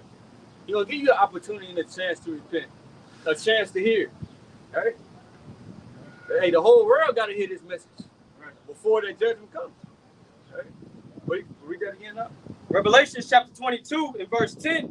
And he saith unto me, seal not the sayings of the prophecy of this book, for the time is at hand. Right, so hey, a lot of shit is about to start happening. Because you got people on you pay attention to the news. You know, they can just wake up and play 2K, hop on Madden. They don't know what's going on in the world. Right? They think everything okay. They don't know the plans that Esau Edom got, right, for the world. They're just ignorant. But the Lord gave us the light, right? To not be ignorant of Satan's devices. Yeah, they don't know they got an enemy. Right? You know what I'm saying? So they play with him. We know we got an enemy, so we stay away from him. Right. And like the scripture say, the captive exile hasteneth that he may be loose. They don't even know that we still oppressed. A nigga think he free because he got Wi-Fi and air conditioning. Right. And he can go to McDonald's and request a burger anytime he want to get a burger. You see? Like, bro, niggas go be in for a rude awakening. All right? Revelation chapter 22 and verse 11. He that is unjust, let him be unjust still. And he which is filthy, let him be filthy still. And he that is righteous, let him be righteous still. And he that is holy, let him be holy still. So a wicked nigga, he said, hey, this y'all shots be, let him do him. All right? Let him be wicked. All right? And for those who doing what they doing, hey, let them continue with that. All right? Read the next verse, he's gonna tell you why. Verse 12, and behold, I come quickly, and my reward is with me. Right, because hey, look, I'm about to come. And I got them rewards. I got them judgments. All right? So let them do what they do, and I'm about to come handle it. The Lord, he was on the crucified 2 days ago. Well, that's a quick time, man. Right. When something happened to you 2 days ago, you remember it thoroughly, man. It's still fresh. So the Lord's coming with great wrath, man. Because it was 2 days ago when you put this beard in your eye, man. He said the day of vengeance is burning in his heart. Woo. So it ain't a day that go by before they think about bringing this destruction. All right, the Lord, hey, if he can come back right now, he will come. But hey, it's up to the Most High. Hey, the prophecies gotta come to pass. You know, the MOTB. Right? And then hey, the Lord gonna give him that green light. Hey, now it's time. And bro, when the Lord, like the brother said, hey, when the Lord gets in the atmosphere, it's like, bro, the whole creation is gonna react in a specific way. Like, oh shit, everybody gonna know that's the Lord, bro. That's our maker. Your spirit gonna know that hey, that's the Messiah right there, bro. And you're gonna know within your heart, right, which is your mind, if you was wicked or not, right, or if you've been doing what you're supposed to do. That was in the Revelation. No, I'll finish it. Revelation chapter 22 and verse 12. And behold, I come quickly, and my reward is with me, to give every man according to his work shall be. Right. So whatever type of work you've been putting in, right, when you've been doing things for the Lord, you know, making your body as a living sacrifice, right, suffering for His name, right? Or you've been out here being a complete asshole, not taking heed to the prophets, not following the law, statutes, and commandments to the best of your ability, not even seeking the Lord, right? I think that's in second Samuel. I think 15 or something. The Lord said, hey, they who don't seek after the Most High of Israel shall be put to death. Right? That's our power. You're supposed to pray to Him. Right? You're supposed to give thanks to the Heavenly Father when you wake up. Right? Hey, He the reason why you still breathing. If anything, going on in your life, you thank the Most High. Even when he bringing the bad on you, thank the Most High. Because we already know why he doing it, to build you up. But you're supposed to be constantly praying to the Heavenly Father for everything, right?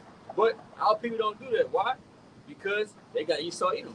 The brothers we're going into, they trusted in that shadow of Egypt, right? They can see Esau Edom. That's why they wanted the king. They wanted somebody physical that they could see, right? So Esau get on the benefits quick, the snap, right? The housing, this and that, taken care of. That's basically their father, right? But the Most High, and he's gonna show you why you made the wrong choice. Yeah, he tell you, Yahweh said that you're the father in the devil. Right. His works you will do. This is Revelation chapter 1 and verse 7. Behold, he cometh with the clouds, which are the chariots, and every eye shall see him, and they also which pierced him, and all kindreds of the earth shall wail because of him. Even so, amen. And like you said, whenever Yahweh Shah comes into this atmosphere, you're going to know what it is. You're going to feel it. You know, I remember when my dad used to walk in the house pissed off. I didn't even do it. I still knew he was angry. The vibration, the energy that Yahweh Shah is coming with, everybody's going to feel it and behold it with their eyes.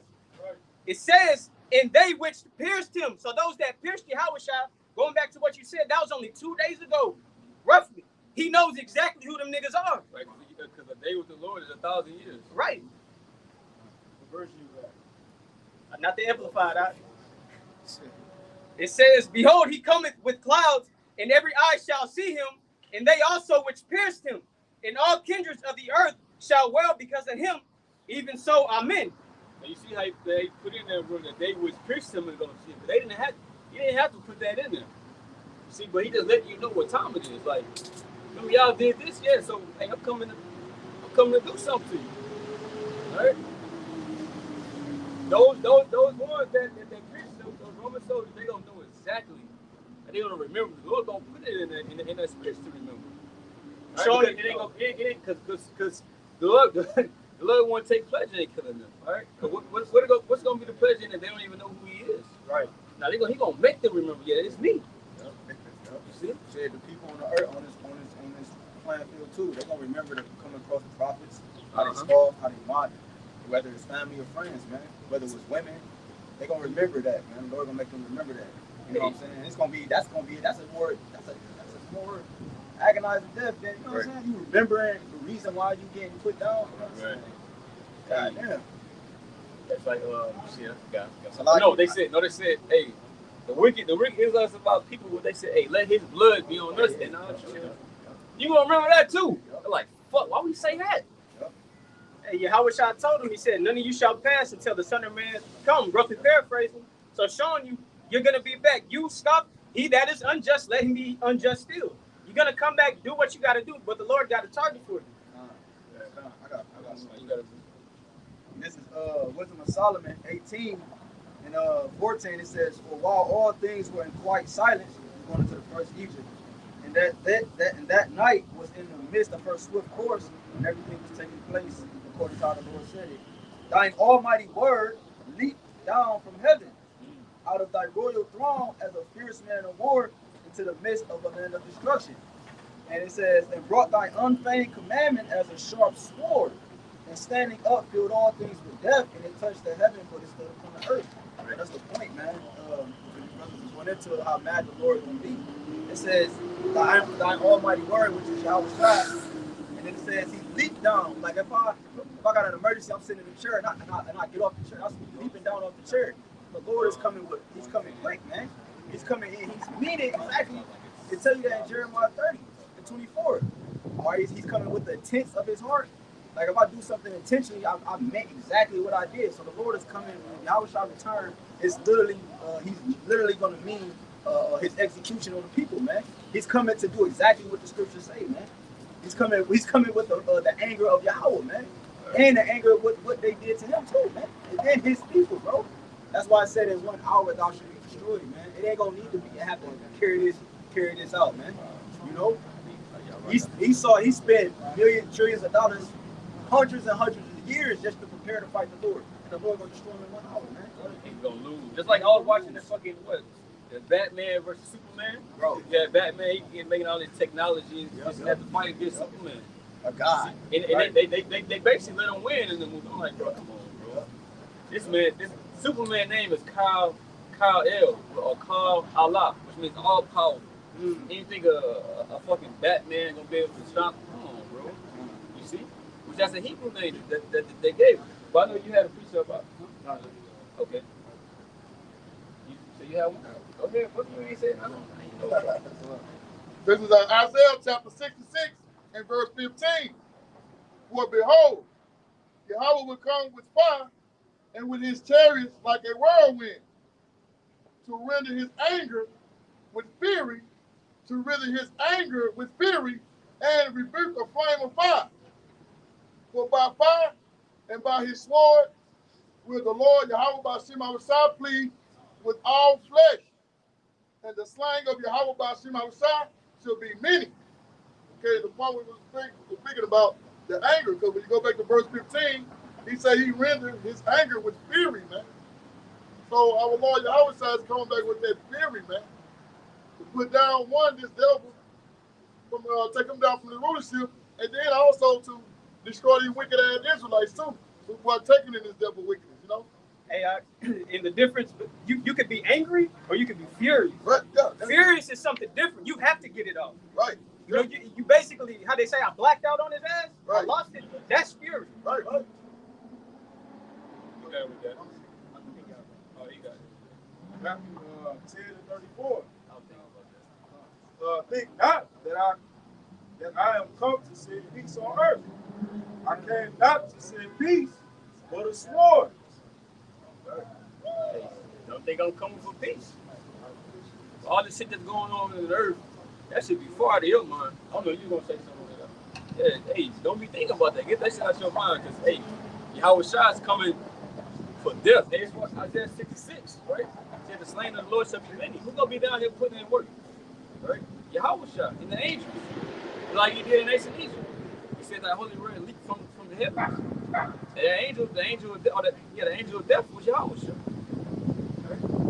And he coming back in this Egypt, right? In these times, the spiritual Egypt. In fact, get that stuff. I want to get that word fury if you don't mind. It's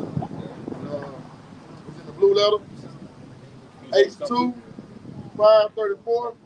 You sure pronounce it? That's the Hebrew I got. He ain't gonna pronounce that right. Kama.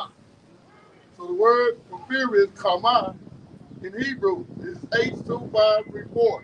And on the whole line of biblical usage, it say heat, rage, hot, displeasure, indignation, anger, wrath. Right, so, hey. That's right. Burning anger, rage. Right, so.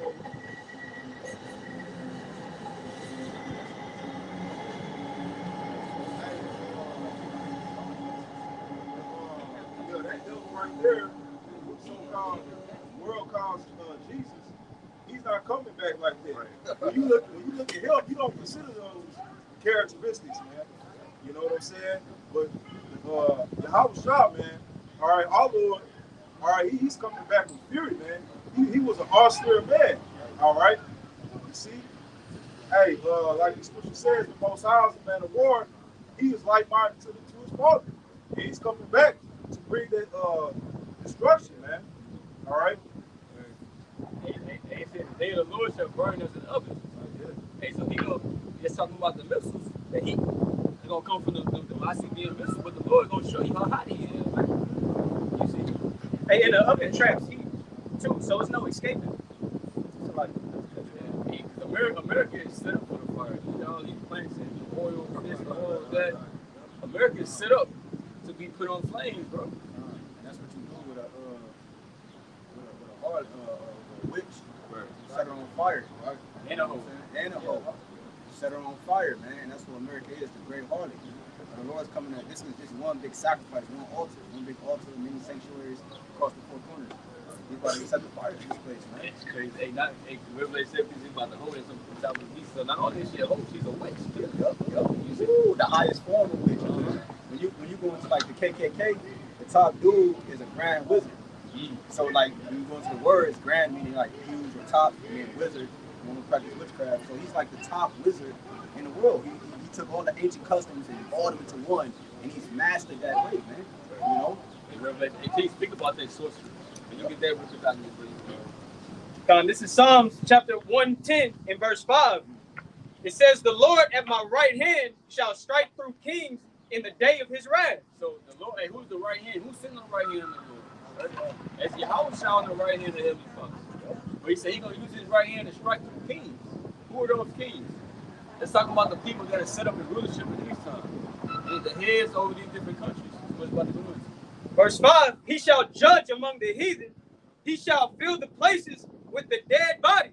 Right, he said he shall judge among the heathen. Right, because like the brother was saying, this Jesus Christ figure, they don't teach that he's coming back with a judgment. Right? They teach him, oh, it's just gonna be a rapture, he's gonna take everybody up, right? The believers, this and that. And you know, it's more to it. That, you know, they got a whole doctrine with that shit. But they don't teach that people gonna be put to death for being disobedient to the Lord and not following, you know, the scriptures.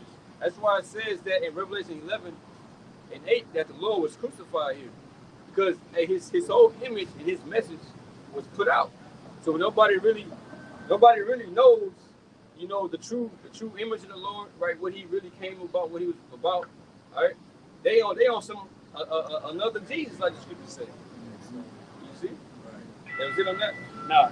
It says, verse 6 again, Psalms 110 and 6. He shall judge among the heathen. He shall fill the places with the dead bodies. He shall wound the head. He shall wound the heads over many countries. It said he shall wound the heads over many countries. And what it say about Yahweh? It speaks about that he's the King of Kings. So when he come back and he's the ultimate king, you got all these other people talking about their rulership. What you think gonna happen? No, give me that. Give me. That's why he said he could come back with many crowns on his head. Revelation 11 also speaks about that the kingdom of this world will become the kingdom of our Lord. Right? What happened with King David? I believe the dude was a Moabite, the king. He killed him and he took his crown and put it on his head. Right? That's the ultimate flex right there. Even Yahushua, he ain't gonna necessarily come take a crown, because you know people don't wear crowns today, is, you know, in rulership. But just for taking you out of power and him basically showing you his authority. Like, nah, you ain't. Nah, it's me. This my shit, bro. Yeah, the scriptures say the saints shall take the kingdom. Take the kingdom. You know what I'm saying? And so if the saints don't take the kingdom, that's the army. They got to be led by a general. That general is Yahushua. So Yahushua is coming to take the kingdom from you, man. He ain't gonna ask for it. You know what I'm saying? You know what I'm saying? Tell you that Isaiah 47, you will not meet thee as a man. So he's coming in full power, man. Hey, he didn't even got to ask for it. The Lord gave it to him. That's it. Hey, this is This is Jeremiah 30 and 23. It says, behold, the whirlwind of the Lord goeth forth with fury. Right? Right, the destruction, right, and as well as chariots, right? Because chariots are looked at sometimes as whirlwinds, right? But it's twofold. Behold, the whirlwind of the Lord, right? The destruction that the Lord's going to bring, and those chariots going forth with fury, a continual whirlwind that shall fall with pain upon the head of the wicked, right? Because the brother had mentioned something about taking the government out of place. But when you go into the word government, it's a compound word, which means govern means control, that means mind. So the Lord is coming to take out a place that one who has control of the people's mind. So it says, will fall with pain upon the head of the wicked, because at one point in time, Esau, he was a serpent.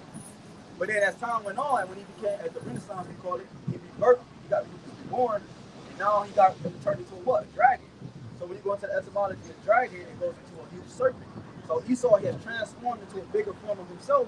So the Lord, this time, he got to cut the head off. Because last time he cut the tail grew back, right? He just got bigger.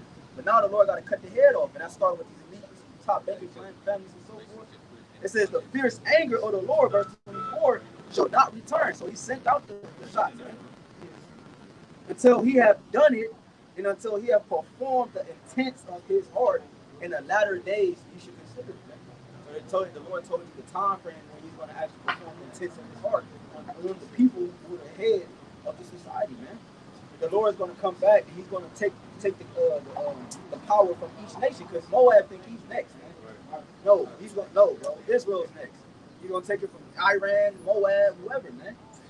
You found that? You had that too, right? Yeah, I'm holding that. Want me to bring that out? Yeah, you got it. This is Revelation chapter 19 in verse 11. It says, and I saw heaven open, and behold, a white horse, and he that sat upon him was called Faithful and True. Which that horse represents power, man. And it was white, it was pure power, man. Okay, nothing defiled in it, man. Right? Yahweh Shah's coming with all authority from Yahweh, man. You got it. And he that sat upon him was called Faithful and True. And in righteousness he doth judge and make war.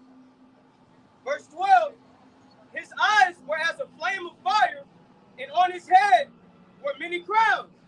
And he had a name written that no man knew but he himself. The world don't know that image, man. They don't know image meaning the Lord don't. I mean, the world don't know that essence of the Lord, man. When he comes back, they're not gonna be able to recognize his essence, man. They're gonna know who it is without understanding who it is, man. You see, that's why they're gonna be in fear. You see what I'm saying? So he's coming with all authority, man. Like all power, all knowing. That's what he's coming with, to execute vengeance upon the heathen, man, and 2/3 of our people, man. God, I'm gonna read it again. Revelation chapter 19 and verse 12. His eyes were as a flame of fire, and on his head were many crowns. He's seeing it. Right? You know, vision, bro. This man got all these crowns on his head. Bro, that's the ultimate flex. Like, hey, I'm the king of kings. Hey, none of y'all, I'm putting down all of that. And he had a name written that no man knew but he himself. Right, his position, bro. Hey, the top is Yahweh Shai got the top position, bro. Underneath the Heavenly Father. Right? Hey, because Hebrews 1 it said, hey, get that real quick. Hebrews 1 and started at like 5.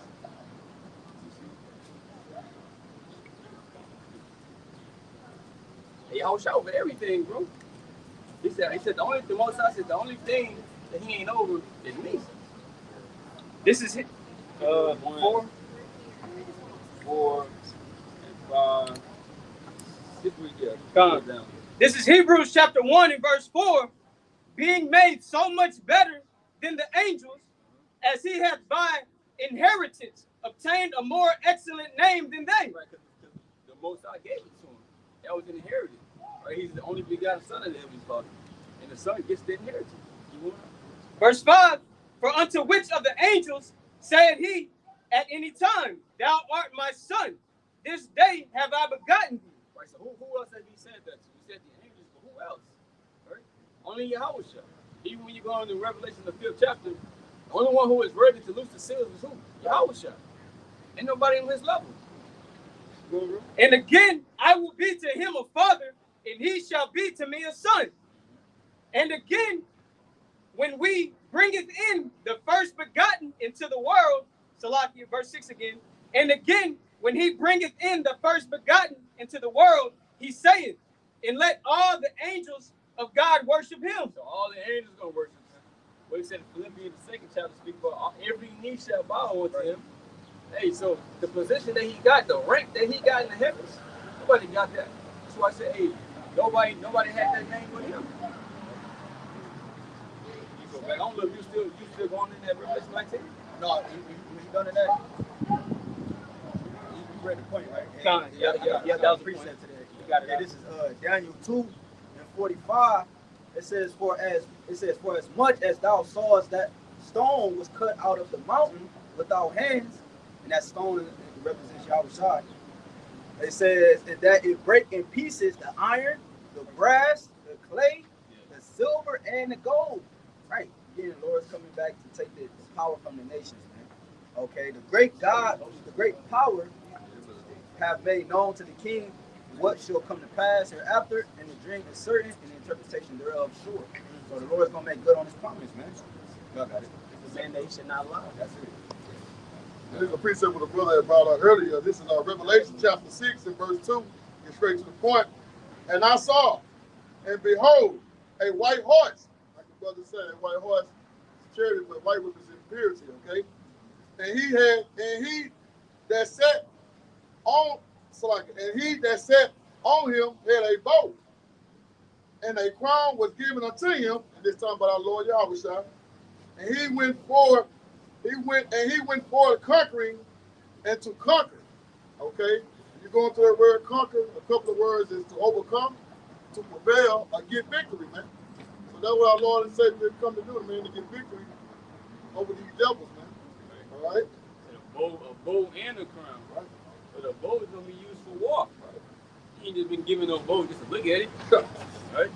He coming to make war, because that's what the kings will do. The kings will be on the front lines, bro. Kings will be out there putting in that work. Right? So it says in Revelation 19, we can go back to that too in a minute. The Lord said the same. Hey, the angels following Yahweh's charge. Just for edification reason, that horse, the white represents purity, that horse represents power. Okay? So he come back with that great power. Pure energy in them chariots. Right. Pure energy. Right, operating off the spirit. You see? You gotta put gas in the car. Right. But the chariots operating off the Holy Spirit, bro.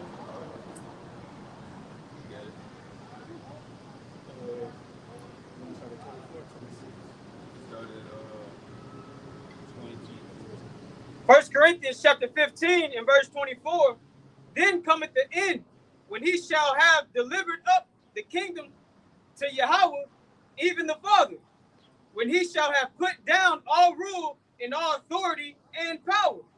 For he must reign till he has... He said put down all rule, all authority, and all power. You got all these nations, you have the UN meeting, they come in there and make all these damn laws and decisions and this and that, right? You got the president over here, you got the president over there. So, Lord, hey, that's not gonna mean nothing when the Lord comes back. All them titles and ranks y'all got, all that's gonna be out the window, bro. See? The only people that's gonna be on the level are the Israelites. Because hey, after all the things y'all have done, right, y'all gotta pay, y'all gotta go into captivity. You too, mainly you saw Edom. Right, because he gonna get it the worst. Right, because this nigga is still going, bro. This man going hard. He never let up. What's Isaiah 14? That he just smote the people with a continual stroke. That man ain't getting tired. Right? And it says he helped forward our affliction. The heathen. Okay. The heathen. And they came over here, set up shop, right? The nail salon, the jewelry store. This nigga Johnny Dane. You can tell he a fucking heathen, bro. Nigga just want to be cool, dog. But Jake go to him and get the grills and shit. You know, even when I put us on game about that, hey, all that shit is fucking fake. That shit, bro. But they come up here to make all their money off us. That's why I go to Lazarus and the rich man. Hey, the dogs came and licked our swords. They make shit worse. Taking all Jake's money. Jake ain't got no money. But they got the beauty salon, the gas station, the jewelry store, all this on damn near every corner. So with Jake, you got their money, because they looking up to these celebrities and shit. They want to live like the celebrities. They finna go to these stores.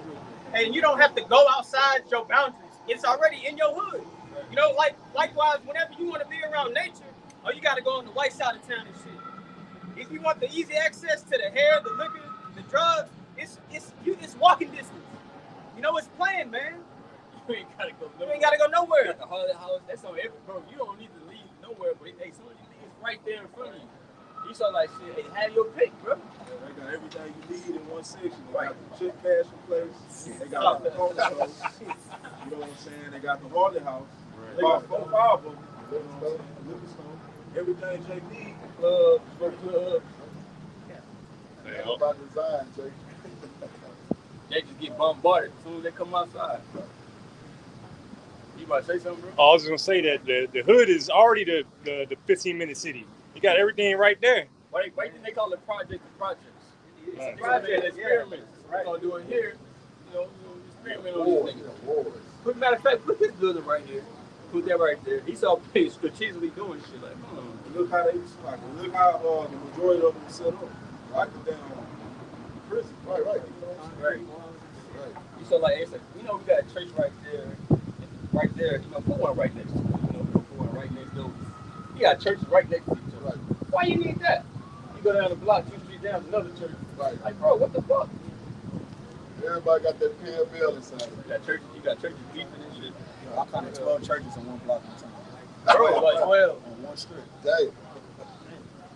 You got it, bro. 1 Corinthians chapter 15 and verse 25. For he must reign till he hath put all enemies under his feet. The last enemy that shall be destroyed is death. So, hey, the Lord coming for everybody, even death, bro. Even death gotta see the Lord. He ain't gonna die no more. The Lord finna put all of that, out the window, bro. Hey, but like we're speaking of, you gotta go into captivity, so we can get scriptures on that, bro. Revelation 13. Jeremiah 4:7. The lion has come up from his thicket, and the destroyer of the Gentiles is on his way. Yahweh Shah. All right. He is gone forth from his place to make thy land desolate, and thy cities be laid waste without inhabitants. I call him a lion, bro. Hey, when the lion go after his prey, bro, a lion devour. Right? There ain't nothing you can do to stop that lion from. If that lion hungry, the lion coming to get that. What's different not you? He said, wait upon me for that day till I rise up against the prey. Right? Hey, he coming to get his, bro. You see, he says, as the brother put it earlier, you shall not meet him as a man. He's coming back in all powerful state. How they saying Yahweh Shah 2,000 years ago, he ain't gonna be like that, right? He ain't gonna be like that, bro. He came for a mission. He came to teach and to be a sacrifice, lay his life down, right? But the life has already been laid. The blood has already been shed. His blood, so now he coming back to shed his blood. And he did what he was supposed to do, right? I got a precept. This is Revelation chapter 13, verse 9 and 10. If any man have an ear, let him hear. He that leadeth into captivity shall go into captivity. Right. He that leadeth into captivity shall go into captivity. Right. Esau Edom put us into slavery. Right. And they like to make the goddamn statement that, oh, well, everybody was in captivity, this and that. You're right. Everybody was in captivity. But what it say in the book of Daniel, Daniel the 9th chapter, that the things that were brought upon the Israelites ain't been done enough different. Right? You can get that too, like you can find that. Daniel 9, we said the things that have happened to Israel and the whole everything happened. You see? So, hey, nothing has happened like what happened unto us in slavery, right? But you can list all things that was happening to our people, right? Book breaking, you see? That alone can get you fucking destroyed, right? Jake ain't want to eat nothing, he come punch his teeth out. Put a funnel in your fucking mouth. Bro, Esau they did a bunch of shit, bro, right? And even when they put these different slave movies, I'm like, bro, what the fuck? You get mad and shit. Like they don't want to have to pay for that. But bro, you got to, bro. It's written. The Lord is just. You gotta receive that, right? The recompense. Ain't no escaping your judgment. Said the Lord requires that which is past. So you just been building up a whole fucking case, bro. And the Lord gonna make you pay for all that shit. That's why I said, do unto her double. Revelations 13 and 10. He that leadeth into captivity shall go into captivity. And thinking too, we physically, came on slave ships, but also us being here, you grew up thinking that you was black. We grew up believing in the image of Cesare Borgia. A mental state of captivity, man. They got to pay for that shit too.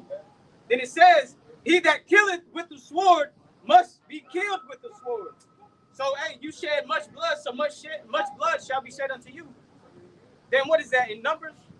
Numbers chapter, where it talks about the only way the land can be cleansed is by the blood of them that shed it. Then it says, here is the patience and the faith of the saints. We're waiting for this to come to pass, man. But this is what we waiting for. This is what we got the patience for. Right, this is in our minds continuously. Having our enemies subjection of us. Right? We don't want no damn reparations. Right? We don't want no gifts you're trying to give us. We want you in chains. And that's what the Lord gonna give us, bro. Until we get you in chains, we're not satisfied. Right? We don't want Harriet Tubman on the $20 bill. Well, they still ain't did that anyways. They getting Jake all excited and shit. Harriet Tubman. niggas on, in took bro. away family action from Jake, man. Come on, bro. So-called free a couple slaves and that. Come on, bro. I think you still got that? What's that you hold? I think that down you real quick. You got it? You got it, bro. This was small one. Numbers 35 and 33. So you shall not pollute the land where you are. For blood is defileth the land. And the land cannot be cleansed from the blood that is shed therein, but by the blood that gives their sweat. That's why the scripture said, he that killeth with the sword must be killed with the sword. And this land is defiled. The only way to get it cleansed is by what the brother just said. So you got to suffer. Hey, what you did to us, it has to be brought back to you. Like it says, it's a righteous thing to recompense tribulation to those that troubled you. He said, by him that shed the blood. All right? Hey, nigga, you did it. So you got to pay for it. You feel like they like to walk around, oh, it wasn't us. That was my forefathers. I ain't had nothing to do with it. You know? I got one. It's like that. I got one. Just to back up. Just my one. Come. This is Exodus 21 and 16. And he that stealeth a man and selleth him, or if he be found in his hand, he shall surely be put to death. And the Israelites were surely stolen. You see, hey, we're still in this man's hand. Right? And he's going to be found when the Lord returns. And that same verse, it say in the Septuagint, it say he that's still an Israelite.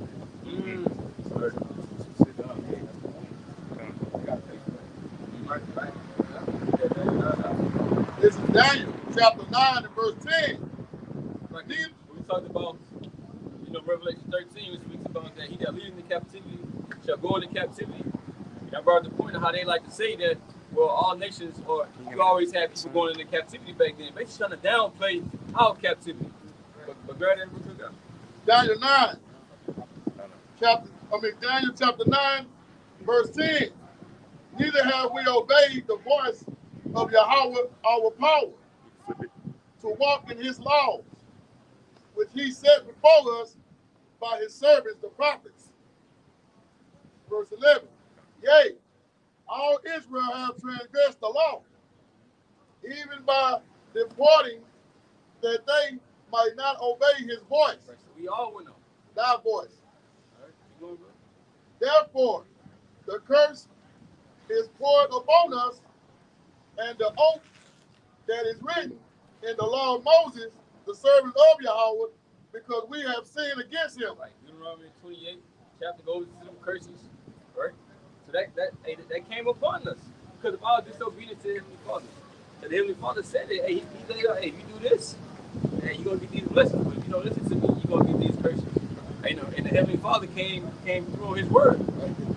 Right? And it wasn't just nothing that was just basic. Right? Keep going on. Daniel 9 and verse 12. And he had confirmed his words. See, he confirmed his words. All right. Lord, because he said he's not a man that shall lie. All right. Go ahead, bro. My nigga, come run it back. He had confirmed his words, which he spake against us, and against our judge that judged us by bringing upon us a great evil. Great evil. Not just an evil, but great evil. For under the whole heaven had not been done as has been done unto Jerusalem. Right, so things that have happened with the Israelites, the Negroes, Latinos, and Native Americans as a whole, right, throughout history, ain't nothing like that happened to anybody else, bro. Nothing like that. I don't care what they say, or everybody was slaves before, it's this and that. Bro, what this man did to our people, bro, was treacherous. Right? The atrocities that he did, bro. It's like, bro, how can you do that to another human being? That's why I said that he is the devil. Right? And that his spirit is not upright in him. Right? This man is sick in the head. Right? Like we just mentioned with buck breaking. What would make you want to do that to another man? You see? And this is the type of man that's ruling this kingdom. That's why you got all this, you got the alphabet community running rapid around here, bro. And that spirit is in him. He said that the king shall be, the people shall be as well. All right? That was good on that? Yeah, I'm saying it real quick. For those who trying to downplay slavery, man, look, nigga, what happened to the ancient Egyptians? Huh? What happened to Pharaoh for putting his hand on the Israelites? He got damaged. We're not just no normal people, nigga. We're the sons of the Most High. Right. You don't just put your fucking hands on us and think it's just cool and compare our situation to everybody else. No. We're the apple of the Most High eye, man. And when you fuck with us, you fuck with the Most High, nigga. So you gotta pay for that. I'm so sick of hearing that too. I hear that. Everybody went into slavery. Everybody didn't suffer how we suffered. And everybody not the children of the Most High. So there's a difference. And the Most High makes a clear difference in the scriptures about the Israelites and the other nations who are considered less than nothing. How can you compare somebody that's less than nothing to a royal people, man? Stop it, okay? Y'all just don't want to pay for slavery. But you're going to pay, okay, because it's written. As the brother's going into. You can go cry to Jesus, Allah, Buddha, whoever you going to cry to. We still going to spank your ass in the kingdom, man. Right. Plain and simple. You know, go ahead, brother.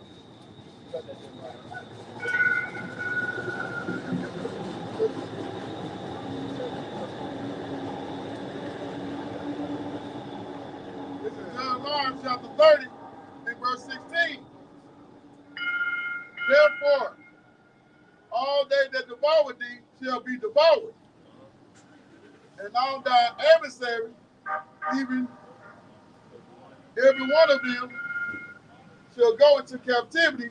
So all thine adversaries, everybody that came up against Israel, Lord ain't missed nobody when you said that. Exactly. Hey, they all gotta go, bro. You see?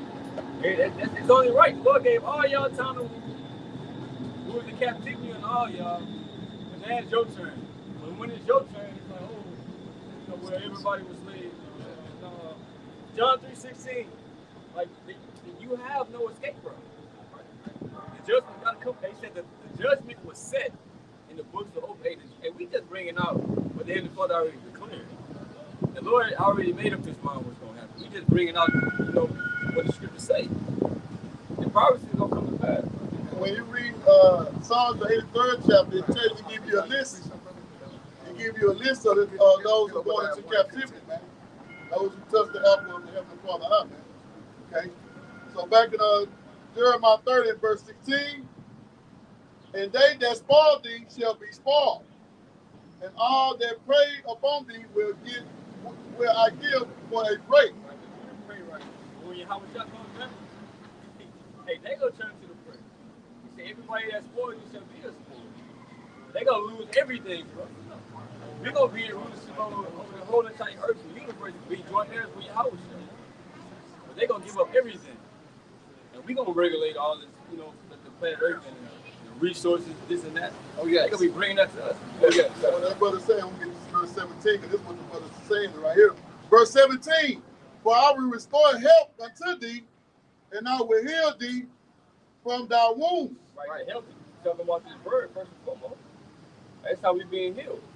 And you read in Isaiah the 1st chapter, right? Talk about the Israelites being filled with those crucifying wounds and swords. But the Lord said this word to bind us up. He was their help, right? Which is Yahweh.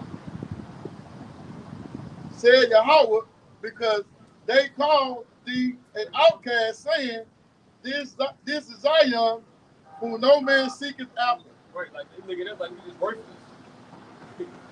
They look at us like the Lord said they are nothing and they are spirit, but they look at us like that. Right? But you got it up.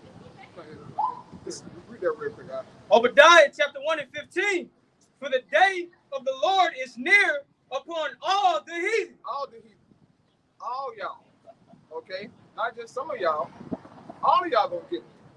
Now, granted, we know that every so-called white person didn't have slaves. Didn't have so-called blacks and slaves. Well, every Egyptian didn't have Hebrew Israelites and slaves.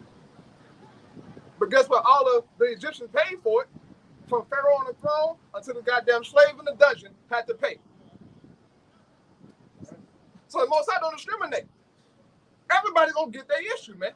All the heathen. Go ahead, brother. Again, verse 15. For the day of the Lord is near upon all the heathen. Right, we in that time, man. Go ahead. As thou hast done. Right, as you have done, as the brother was explaining, as you have done, man.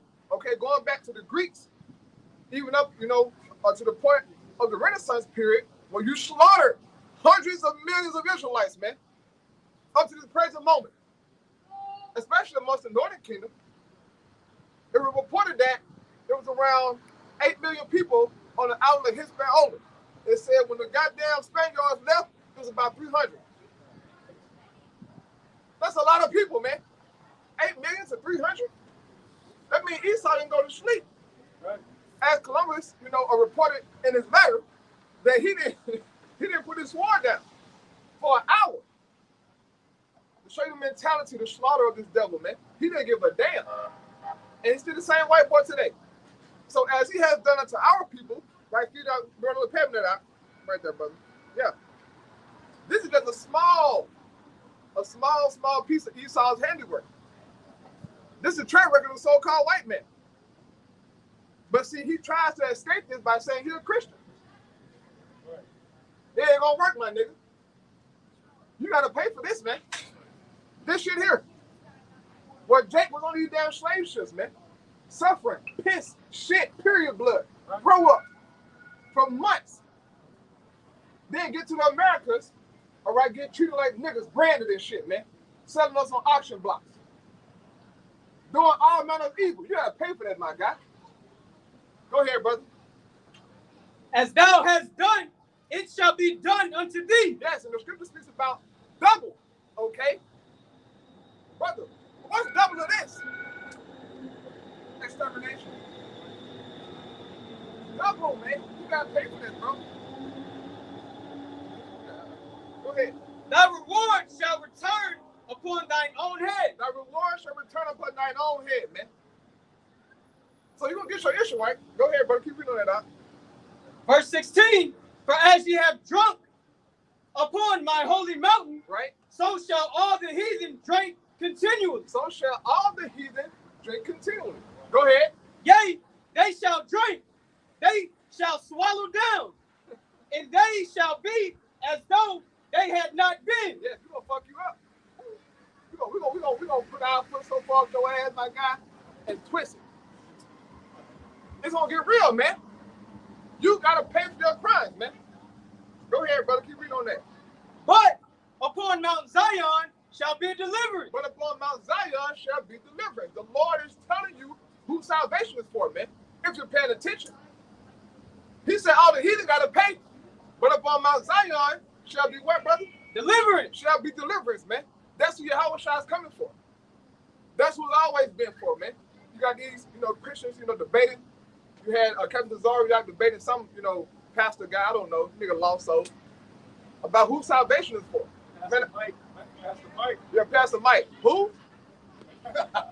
Look, man, salvation is only for Israelites. It's always been for Israel, man. And it's easy to prove. And look, we're going to prove it next. Go ahead, brother. But upon Mount Zion shall be deliverance, and there shall be holiness. Holiness, go ahead. And the house of Jacob shall possess their possession. And the house of Jacob shall possess your possessions. So everything that you so-called white people have, and you other heathen nations have, we're going to take it, nigga. Right. As it says in Isaiah chapter 60, man. It says, our gates shall be open continually, that the heathen may bring you all their forces, meaning all their wealth, man. You got that, brother? Go ahead, out. Go ahead. This is Isaiah chapter 60. And 10, start at 10, brother. This is Isaiah 60 and 10. Right. It says, and the sons of strangers shall build up thy walls. Right. It said the sons of strangers, these strangers are talking about the other heathen nations, man, shall build up thy walls. Just as we have built up their walls, their kingdoms, when we get the power, they going to work, my nigga. 24 hours a day, 6 days a week. You're going to be in that field, okay, getting hella overtime, nigga. Working. Go ahead. It says, and the sons of strangers shall build up thy walls, right, and their kings shall minister unto thee. And their kings shall minister unto thee. Now, you can take a nation down, and you put their king into subjection, guess what? The people going to follow. Because they look up to him. So their kings is going to minister to us to get them a goddamn sign like, hey, look, your king, he's serving us. You follow suit, nigga. And they're going to do it. Go ahead. For in my wrath I smote thee. But the Lord said, in my wrath, in his wrath, man, he smote us. Okay, as the brother read, all of Israel disobeyed the Heavenly Father, man. That's why I can't see how God coming to this thing being proud, man. We all offended the Most High, bro. I got hella sins. I got great sins. That's why I'm out here. Hoping for mercy, man. Ain't no fucking game, bro. We all offended the Most High, man. And so in being returned, we seek the Lord 10 times more. Go ahead, brother. It says, but in my favor, continue on, but in my favor have I had mercy on thee. Therefore, right. The Lord said, but in my favor have I had mercy on thee, man. This is the Most High's favor, man. When you see the prophets, that's a favor, man. That's mercy. Okay, you understand this word, brother out there, you sisters out there, man?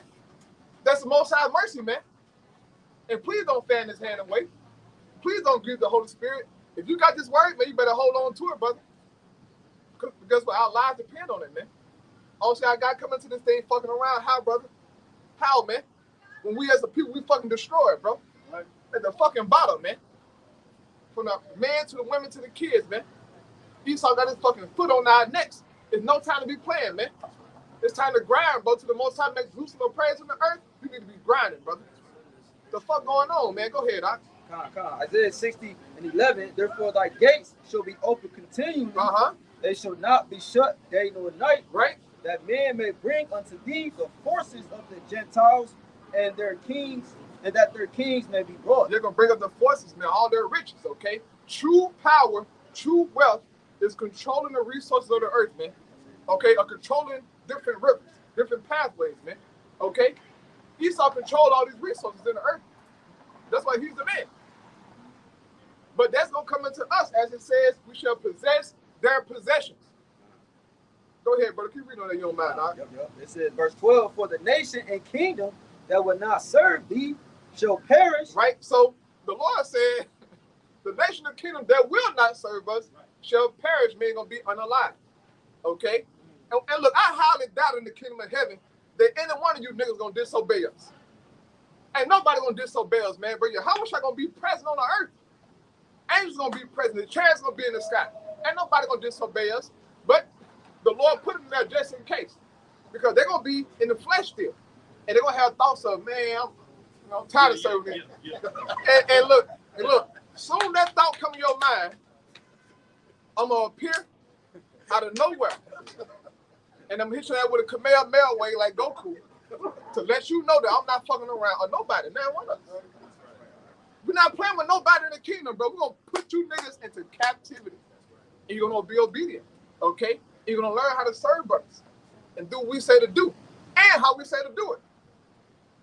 Do it the way I saw you do it in my head. Yeah, right. That's how it's gonna be. And if you don't do it that way, it's gonna be some problems. Yeah. Yeah, we're gonna have fun with y'all, man. Just like y'all abuse us and have fun with us. We'll do the same thing, man, but in righteousness. Okay, go ahead, brother. God says, for the nation and kingdom that will not serve thee shall perish. Right. Yeah, those nations shall be utterly wasted. Shall be utterly wasted, man. All right, speak about inside of Zechariah 14, how that if those Egyptians or any other nations don't want to keep our holy days, we're going to put a famine on them. Right. All going to be a famine. We're going to starve you out. So that you know, look, don't fuck with us. What we say in the earth, you better do it. Because that's the kind of power we're going to have, man. Real power, okay? Tell Isaiah chapter 2, man. About how the law shall, go from out of Zion. Talking about us teaching, man. All the nations coming to us learning our ways, and they better keep everything. Go ahead, brother. Mm-hmm. This is Isaiah 60:13. It says, the glory of Lebanon shall come unto thee. Right? It says, the glory of Lebanon shall come unto thee, man. Okay, the Lord, he's going to restore the earth with trees, man. Because as of right now, deforestation is at an all-time high. Okay, do the research, man. Every month, Esau is breaking the record of cutting down the trees, man. But then, how about some climate change? And climate issues? Nigga, the whole damn earth is jacked up because of you, niggas. You fucking covetous, red piece of meat, man. The whole ocean is polluted. Okay, plastic every goddamn where. The animals are suffering. Certain animals in amphibian life, they fucking just disappearing, man. Certain whales and dolphins beaching themselves, man, committing suicide because something is wrong in the waters. You can thank Esau for that, man. But the Bible here is speaking about the restoration of the earth and Israel, man. The glory of Lebanon shall come unto us, man. So that brothers can build their houses with beautiful, bro. Go look, man. You get a chance, look, you brothers and sisters, man. Go look up the Lebanon. Okay, the box tree, the fir tree, the pine tree, man. And the benefits of those trees is just how strong and beautiful they are, man. Brothers gonna have houses so beautiful, man. Oh man, I'm gonna be balling. We finna be balling, dog. Yes, sir. Go ahead, Doc. Oh yeah, brother. Yeah, because you mentioned the ocean. They did a documentary saying that I think like over between 60 and 70% of the coral reef is destroyed. And I was doing some research, and the coral reef is very important to everything else. Yeah. And the trees, Apostle Ramon may mention that the devil, he's cutting down majority of the female trees, and he's cloning the male trees. So that's why you have a lot of pollen, so much pollen all through the air, because the female trees, not enough female trees to catch the pollen from tree to tree, man. So this devil got to go, man. You got to go, yeah. And for Esau, this nigga, man, he know the coral reef is dying. So his master plan is to put rubber tires, fucking Nissan tires, just throw them in the ocean and let the animals inhabit them, man. That's his master plan. Right. He killed all the damn bumblebees off. You know what? Let me make some robotic bumblebees. And then throw them into nature, man. Okay, GMO mosquitoes. I mean, this nigga is wild. Okay? That's why we get him in captivity and slap his whole ass. Every day. Right. Nigga, what's your goddamn problem? Every day, man. I mean, just having fun, whooping his ass. And look, I'm telling you, bro. Esau. It sucks to be you, man. I'm telling you, it sucks to be a so-called white person, man. Like Edomite, that is. Okay? Because you are the problem. Go ahead, Doc. It says, the glory of Lebanon shall come unto thee. Right, go ahead. The fir tree, the pine tree, and the box tree. I mean, it's like in the box together to beautify the place of my sanctuary. And I will make the place of my feet glorious. Right, the Lord said the place of his feet. Where are they? Huh? Yeah, the earth. Heaven is my throne, earth is my footstool. So he's gonna beautify the earth again, man. And it will be better than how it was when he first made it. Okay, bro, we finna see some stuff, man. Bro, look, like me personally, brother, I go home, I watch nature documentaries, you know, Netflix, they put a new one up, Our Planet 2, that whole fire. But in the documentary, though, Esau mentioned how the plastic is fucking up everything. At least he can admit to it, okay? But, yeah, man, brother, the earth gonna be, man, oh my goodness, bro. Like, we don't know how I feel to breathe clean air. Okay, an article came out a couple of months ago how the air that we're breathing is a substandard. I mean, it's not quality enough for us to be in hell. We're suffering, man. But Yahweh Shai, as it says in Acts, that he's coming to bring a refreshing, man. Okay, people said that. He's gonna clean this stuff up, bro. We need it, bro. And that fire is so important. Fire is a cleansing agent, man. Okay, go watch the documentary how fire sweep through those different, forests in different places.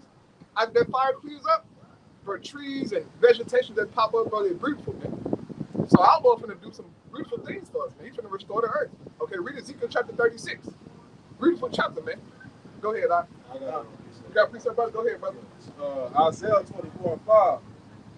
The earth also is defiled under the inhabitants thereof. Yep, it said the earth is defiled under the inhabitants thereof, meaning the rulers thereof. And who are the rulers right now? Esau, man. Okay, Job 9:24. He has the power, man, and he's responsible for all this goddamn madness, man. And Houston, look, this is a stinky goddamn city, man. Okay, look, you can smell it before you get here. I did it, when I came from Mississippi to this city, man. I asked my mom, I said, Mama, what's that smell? I'm like, what you talking about? I'm like, no, you don't smell that? Like, oh no, this is some factories. I'm like, damn. My Pasadena. Yeah, my Pasadena, yeah. But yeah, they call it stinker then. Because it's so damn polluted, man. It's terrible. But all the earth is destroyed, man. Now, there's still some places in the planet Earth, that's beautiful and untouched. Right? And Job speaks about how, certain birds and certain animals hadn't tread in certain parts of the earth, man. So it's certain, like certain spots that's still, beautiful, man. Okay, Oregon. Right, the state Oregon is pretty much like uninhabited, like, for the most part. It's a beautiful place in Oregon, man. Go look up on YouTube, man. Got beautiful lakes, mountains. Go forward, like vegetation is just off the chain, man. But the Most High is beautiful, man. I love creation, I love nature, man. But the Most High is beautiful, bro. And when the kingdom of heaven, we're gonna be everywhere. Walking with our shoes off, talking shit. Go ahead, Isaiah 24:5. The earth also is the cloud under the inhabitants thereof. Oh, real quick, brother. What was it? Blue letter? I get the word defile. Okay, it's a beautiful word, man, because it tells you about this damn devil. Right, the word defile in the Hebrew. Or read on different definitions for it. You got it, brother? No, I ain't got it. You got it? That's the word defile in Isaiah 24 is a beautiful word, man. It tells you about the rulership of the so-called white man.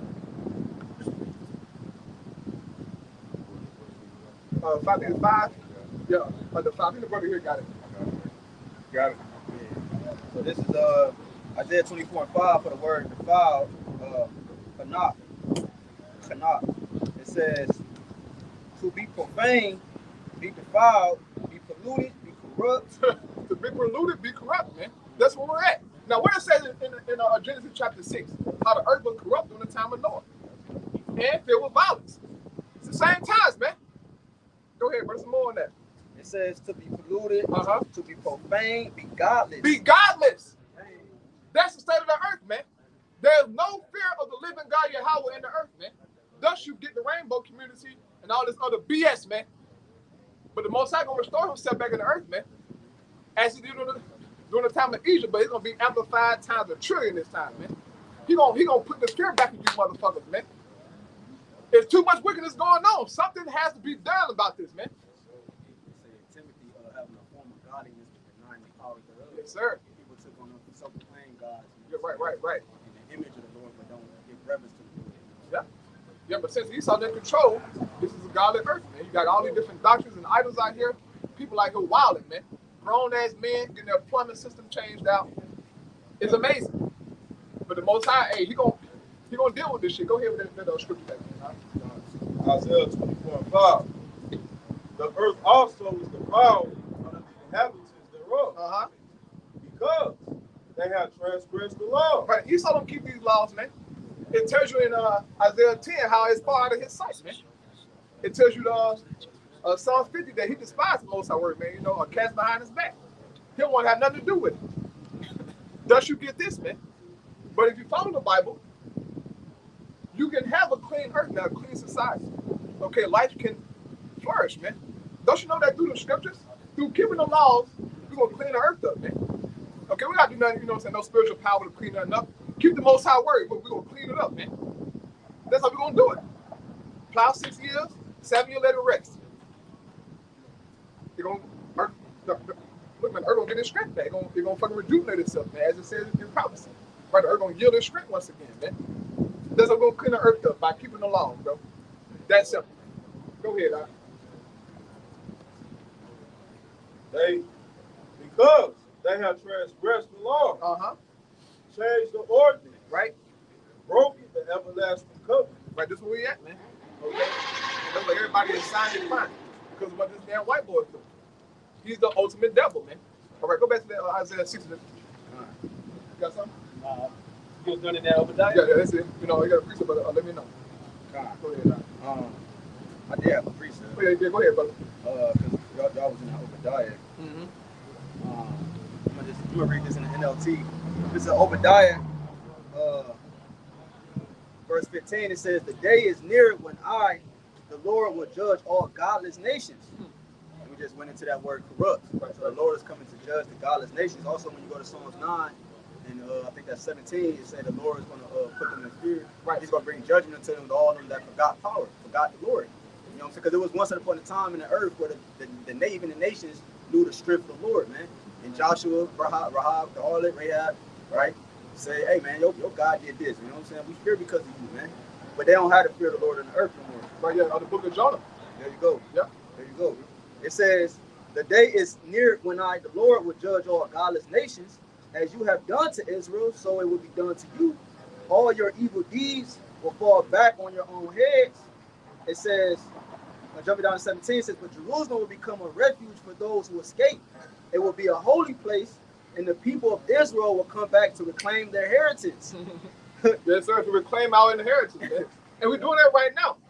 We're reclaiming who we are, and they don't like it. But guess what? We don't give a damn. You don't like it, nigga. We're the Israelites, man. We always been the Israelites. We just didn't know for a period of time because of prophecy's sake. But now we claiming who we are, man. And, you know, we got opposition, you know, but the Most High said in that opposition. Because you like the controversy and the entertainment, man. And look, we like cutting you niggas up in the scriptures too. Easy work. Easy. Too easy. Too easy. Go ahead, bro. One more verse. It says the people of Israel will be a raging fire, right? And Edom a field of dry stubble. The descendants of Joseph will be a flame growing across the field, right? Devouring everything. There will be no survivors in Edom. I, the Lord, have spoken. No survivors. And rightfully so, man. Now we understand why Obadiah is written. This so-called white man has to be exterminated. He got to go. No ifs, ands, or about it. He has done enough. Okay? He's done enough, man. So this Obadiah written how it's written. And look, Esau, man, look, I'm going to tell you something, boy. When it's time for Obadiah to be fulfilled, you're going to be just excited as we are. Because we're going to put so much hell on you niggas. I mean, we're going to put so much hell on you goddamn crackers that when it's time to get exterminated, you're going to be happy. You're going to be so happy. Just you're going to be happy. Look, everybody going to be happy. Look at the scripture. But especially you, man. Go ahead, Doc. Isaiah 60:13 says, the glory of Lebanon shall come unto thee, right? The fir tree, the pine tree, and the box together to beautify the place of my sanctuary, and I will make the place of my feet glorious. Right, yeah, once again, but look them trees up, man. And the health benefits of them trees, like, it'll blow your mind, bro. The pine tree, the box tree, bro. Them trees are beautiful, man. Bro, like, we don't even, bro, man, when we get in the kingdom, bro, we're going to have access to everything, man. That's right. Oh, my goodness. Go ahead, Doc. It says, the sons also of them that afflicted thee shall come bending unto thee. Right, those who afflicted us, right, the sons of them who afflicted us, right, starting with Esau, right, read Psalm 83, shall come bending unto us, man. Right, like on Game of Thrones, bend the knee. You know how to bend the knee every day. You must put face down. Yes, sir. How Esau had Jake back his first. He told Jake, don't look him in his eyes, man. Okay. I'm gonna say, nigga, don't open your eyes. Yeah, look, we're gonna take it a step further. What you probably telling you, nigga, we're gonna go a step further, nigga. Yes, sir, double. Go ahead, brother. It says, the sons also of them that afflicted thee shall come bending unto thee, and all they that despise thee shall bow themselves down at the soles of thy feet. Yeah, everybody gonna bow down. Go ahead, brother. And they shall call thee the city of the Lord. Yahweh Shah, the Zion of the Holy One of Yasha'Allah. Right. Whereas thou hast been forsaken and hated. Right, we have been forsaken and hated, man. Right to this very moment, we still forsaken and hated. But guess what? It's okay. It's prophecy, man. Right now, we're suffering the curses. So, of course, we're going to be hated and forsaken, man. And it's cool. All right, go ahead, brother. So that no man went through thee, right? I will make thee an eternal excellency, right? A joy of many generations. An eternal excellency, brothers. Man, the sons and daughters of Israel are going to be glorified, man. And everybody going to acknowledge us, bro. As it said, everywhere that we have been put to shame, Most going to make us a praise, man. And everybody going to bow down, man. And going to know in that day that we are Israel, man. Yes, sir. Brand new bodies, man. It's about flying and shit. I can't wait to fly. I think about it every day. Flying, bro. Doing shit. I mean, I'm talking about, I'm going to test all the limits. Anything that I can do with those bodies, I'm going to do it. I'm going to do it. I look. My mind, brother, I'm pushing. I'm doing everything. And you so obsessed with outer space, nigga. I'm gonna take you out of space. I'm gonna take you out of space. We're gonna go to some deep, far galaxy tonight. We're gonna leave this Milky Way. We're gonna go to another Milky Way. And then I'm gonna break it down to you. See, look, you're wrong when you said this, nigga. This is what it really means. Then I'm gonna chop your goddamn head off. Right there where we at. Oh yeah, bro. We're gonna have fun. All you so-called scientists and professors, right? Old boy Stephen Hawking. When you come back, I pray the Lord. Oh, Yahweh, by Shimon Al-Shah. When he come back, we put you back in that wheelchair. Back in that same retarded state you was in. Right. You're going to be in the field picking just like that, nigga. And you better fulfill your duties. You better fulfill your duties, boy. Slobbing and shit, you're going to be doing the same thing. Mr. Stephen Hawkins, all you crackers, Richard Dawkins, all you crackers, man. I'm gonna be putting hell on you. Times 10. Go ahead, brother. It says Isaiah 60:15, whereas thou hast been forsaken and hated, so that no man went through thee, I will make thee an eternal excellency, a joy of many generations. Right? Thou shalt also suck the milk of the Gentiles. Right, suck the milk of the Gentiles. That's parabolic speaking. Meaning we're going to take their wealth, their riches, man. Yes, sir. We're going to take everything. Go ahead.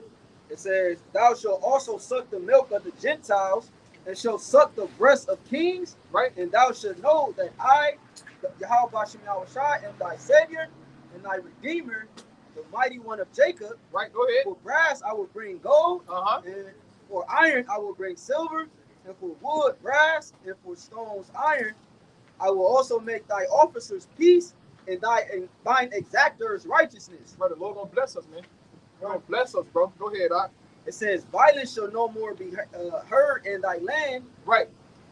Wasting nor destruction within thy borders. Right, and nobody else gonna attack us. Okay, no more, game banging and all this bullshit. That's gonna get out the window, man. We're gonna have peace for eternity in our kingdom, man. Everywhere you go with Israel, there ain't gonna be peace, bro. For eternity, bro. Like, brother, just picture that, bro. Like, we ain't got no peace, bro. I live beside Eve, man. Ain't no peace beside Eve. She be talking shit to her man every day. Oh, nigga, fuck you out. My wow. Fighting this shit, hitting the wall, like, bro, just go to sleep, bro. It's 2 o'clock, go to sleep. Jake shooting and shit every damn day. It's wild out here, man. But the Most High promised peace, man. Look, brothers, if you feeling down in the spirit, read the chapter, man. It'll get you back there. Okay? I care, look. Me personally, man, I like to read Revelation 18. Oh, yes. You read Revelation 18, brother, all your problems go away. Because this bitch going down. Yeah. But especially this chapter here, man, the kingdom, brothers. Read that, man.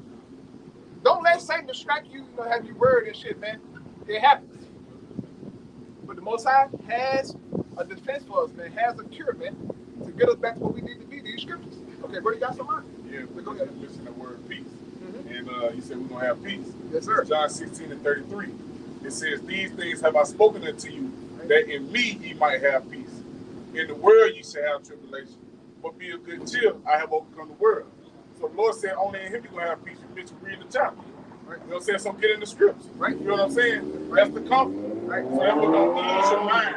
That we're going to bring you, that we're going to get you back level-headed, get you back where you need to be. Because in the world, like you said, Eve, you know what I'm saying? All these other niggas shoot.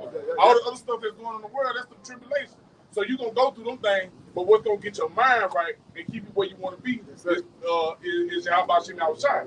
Now, when you go into the word peace, in John 16:33, it says of Christianity, the tranquil state of a soul, assured of its salvation through Yahushua Mashiach, and so fearing nothing from the Most High, and content with its earthly lot of whatsoever sort that is. Yes, sir. And we're going to be content in the kingdom. Trust me, we're going to be content. Oh, look, the Lord, oh, man. Oh, man. We're going to be balling, bro. You know how I feel to ball? Like, you be saying, Jake, Jake so-called balling this word. I ain't balling. Nigga, that little chump change you got, baby, you count money on Instagram. That shit ain't about nothing, nigga. Yeah, you saw a video out here. He sitting there. Skinny ass. Yeah. Punk ass nigga, yeah. Hold up them racks. Man, nigga, we want to have, oh my, but we have caravans, and look, as it says in the scripture, we have caravans of shit just coming in. A line from here to Galveston, bringing us shit. Looking at, oh shit, okay. Yeah, and if there's something I don't like, I'm gonna tell you to turn around, go back and get some more. You have it bringing, look, I'm just bringing it. Turn around, nigga, go get some more. Yes, sir. Con out of one. Yeah. You gonna have you niggas in my working. And look, you won't like it. Oh yeah, you won't like it, nigga. Or else. You're on the other end of that stick. So when I say, hey, look, boy, go, you better run. Yes, sir, master. Yes. Go ahead, go have fun, man. Oh yes. I think about this all day. Go ahead, brother. It said Isaiah 16:18, It says, violence shall no more be heard in thy land, wasting nor destruction within thy borders. Right. But thou shalt call thy walls salvation and thy gates praise. The sun shall be no more thy light by day, neither for righteousness shall the moon give light unto thee. But the Lord, Yahweh Bashem Yahushua, shall be unto thee an everlasting light. Right. Now, real quick, now what are you talking about, right? You know what you're talking about? Read along. Oh, wait, don't worry about it, brother. They're talking about us having understanding for eternity. Like, we'll never lose this truth again. Okay? Never ever lose it. The Lord's going to be our light.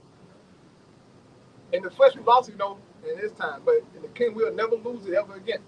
That's what it's basically saying, but it's saying a parabolic way. Okay, go ahead, brother. What's that, Revelation 22 and 21? I think it's 21 later down. It says they saw no temple therein. Yahweh shot the temple. Right. So, continuing, it says, thy sun shall no more go down, neither shall thy moon withdraw itself. Meaning, we'll never lose understanding again. Go ahead. For Yahweh Bashem Yahushua shall be thy everlasting light, and the days of thy mourning shall be ended. And the days of our mourning shall be ended, man. All Jay looking for this, bro. All we're looking for this shit to be over with. The scriptures telling us it's gonna be over with soon, man. You gotta trust in this, brothers. That's how Abraham, they say that he foresaw the promises. We're gonna have the same mentality, man. And he died, but he believed, man. You gotta believe, bro. Even if you gotta die, brother, it's okay, bro. Death is just a transition. That's all this is, brother. That's all it is, a transition. Now, when your Yahweh Shah come back, if you up that number, we're gonna raise you up, man. Easy work for your Yahweh Shah. That's who we serve, man. Okay, a God who controls life and death. There's nothing to the Lord, man. Go ahead, Doc. Thy people also shall be all righteous. Thy people shall be all righteous. How? Through the new covenant. When we get it, okay? Because we ain't got it right now. Contrary to what Jake talking about out here, you niggas are lost souls. We ain't got it right now, man. Go ahead, Doc. It says, they shall inherit the land forever. The branch of my planting, the work of my hands, that I may be glorified. A little one shall become 1,000, and a small one a strong nation. Yahweh Bashem Yahushua will hasten it in His time. Meaning what? We're going to have a lot of kids, a lot of children. As my grandma said, a lot of children. In the kingdom. That's what coming to us, brothers. Okay, so with that, we pray you, brothers and sisters, edifying, man, want to close out. All right, by giving all praise and glory once again unto Yahweh Bashem Yahushua.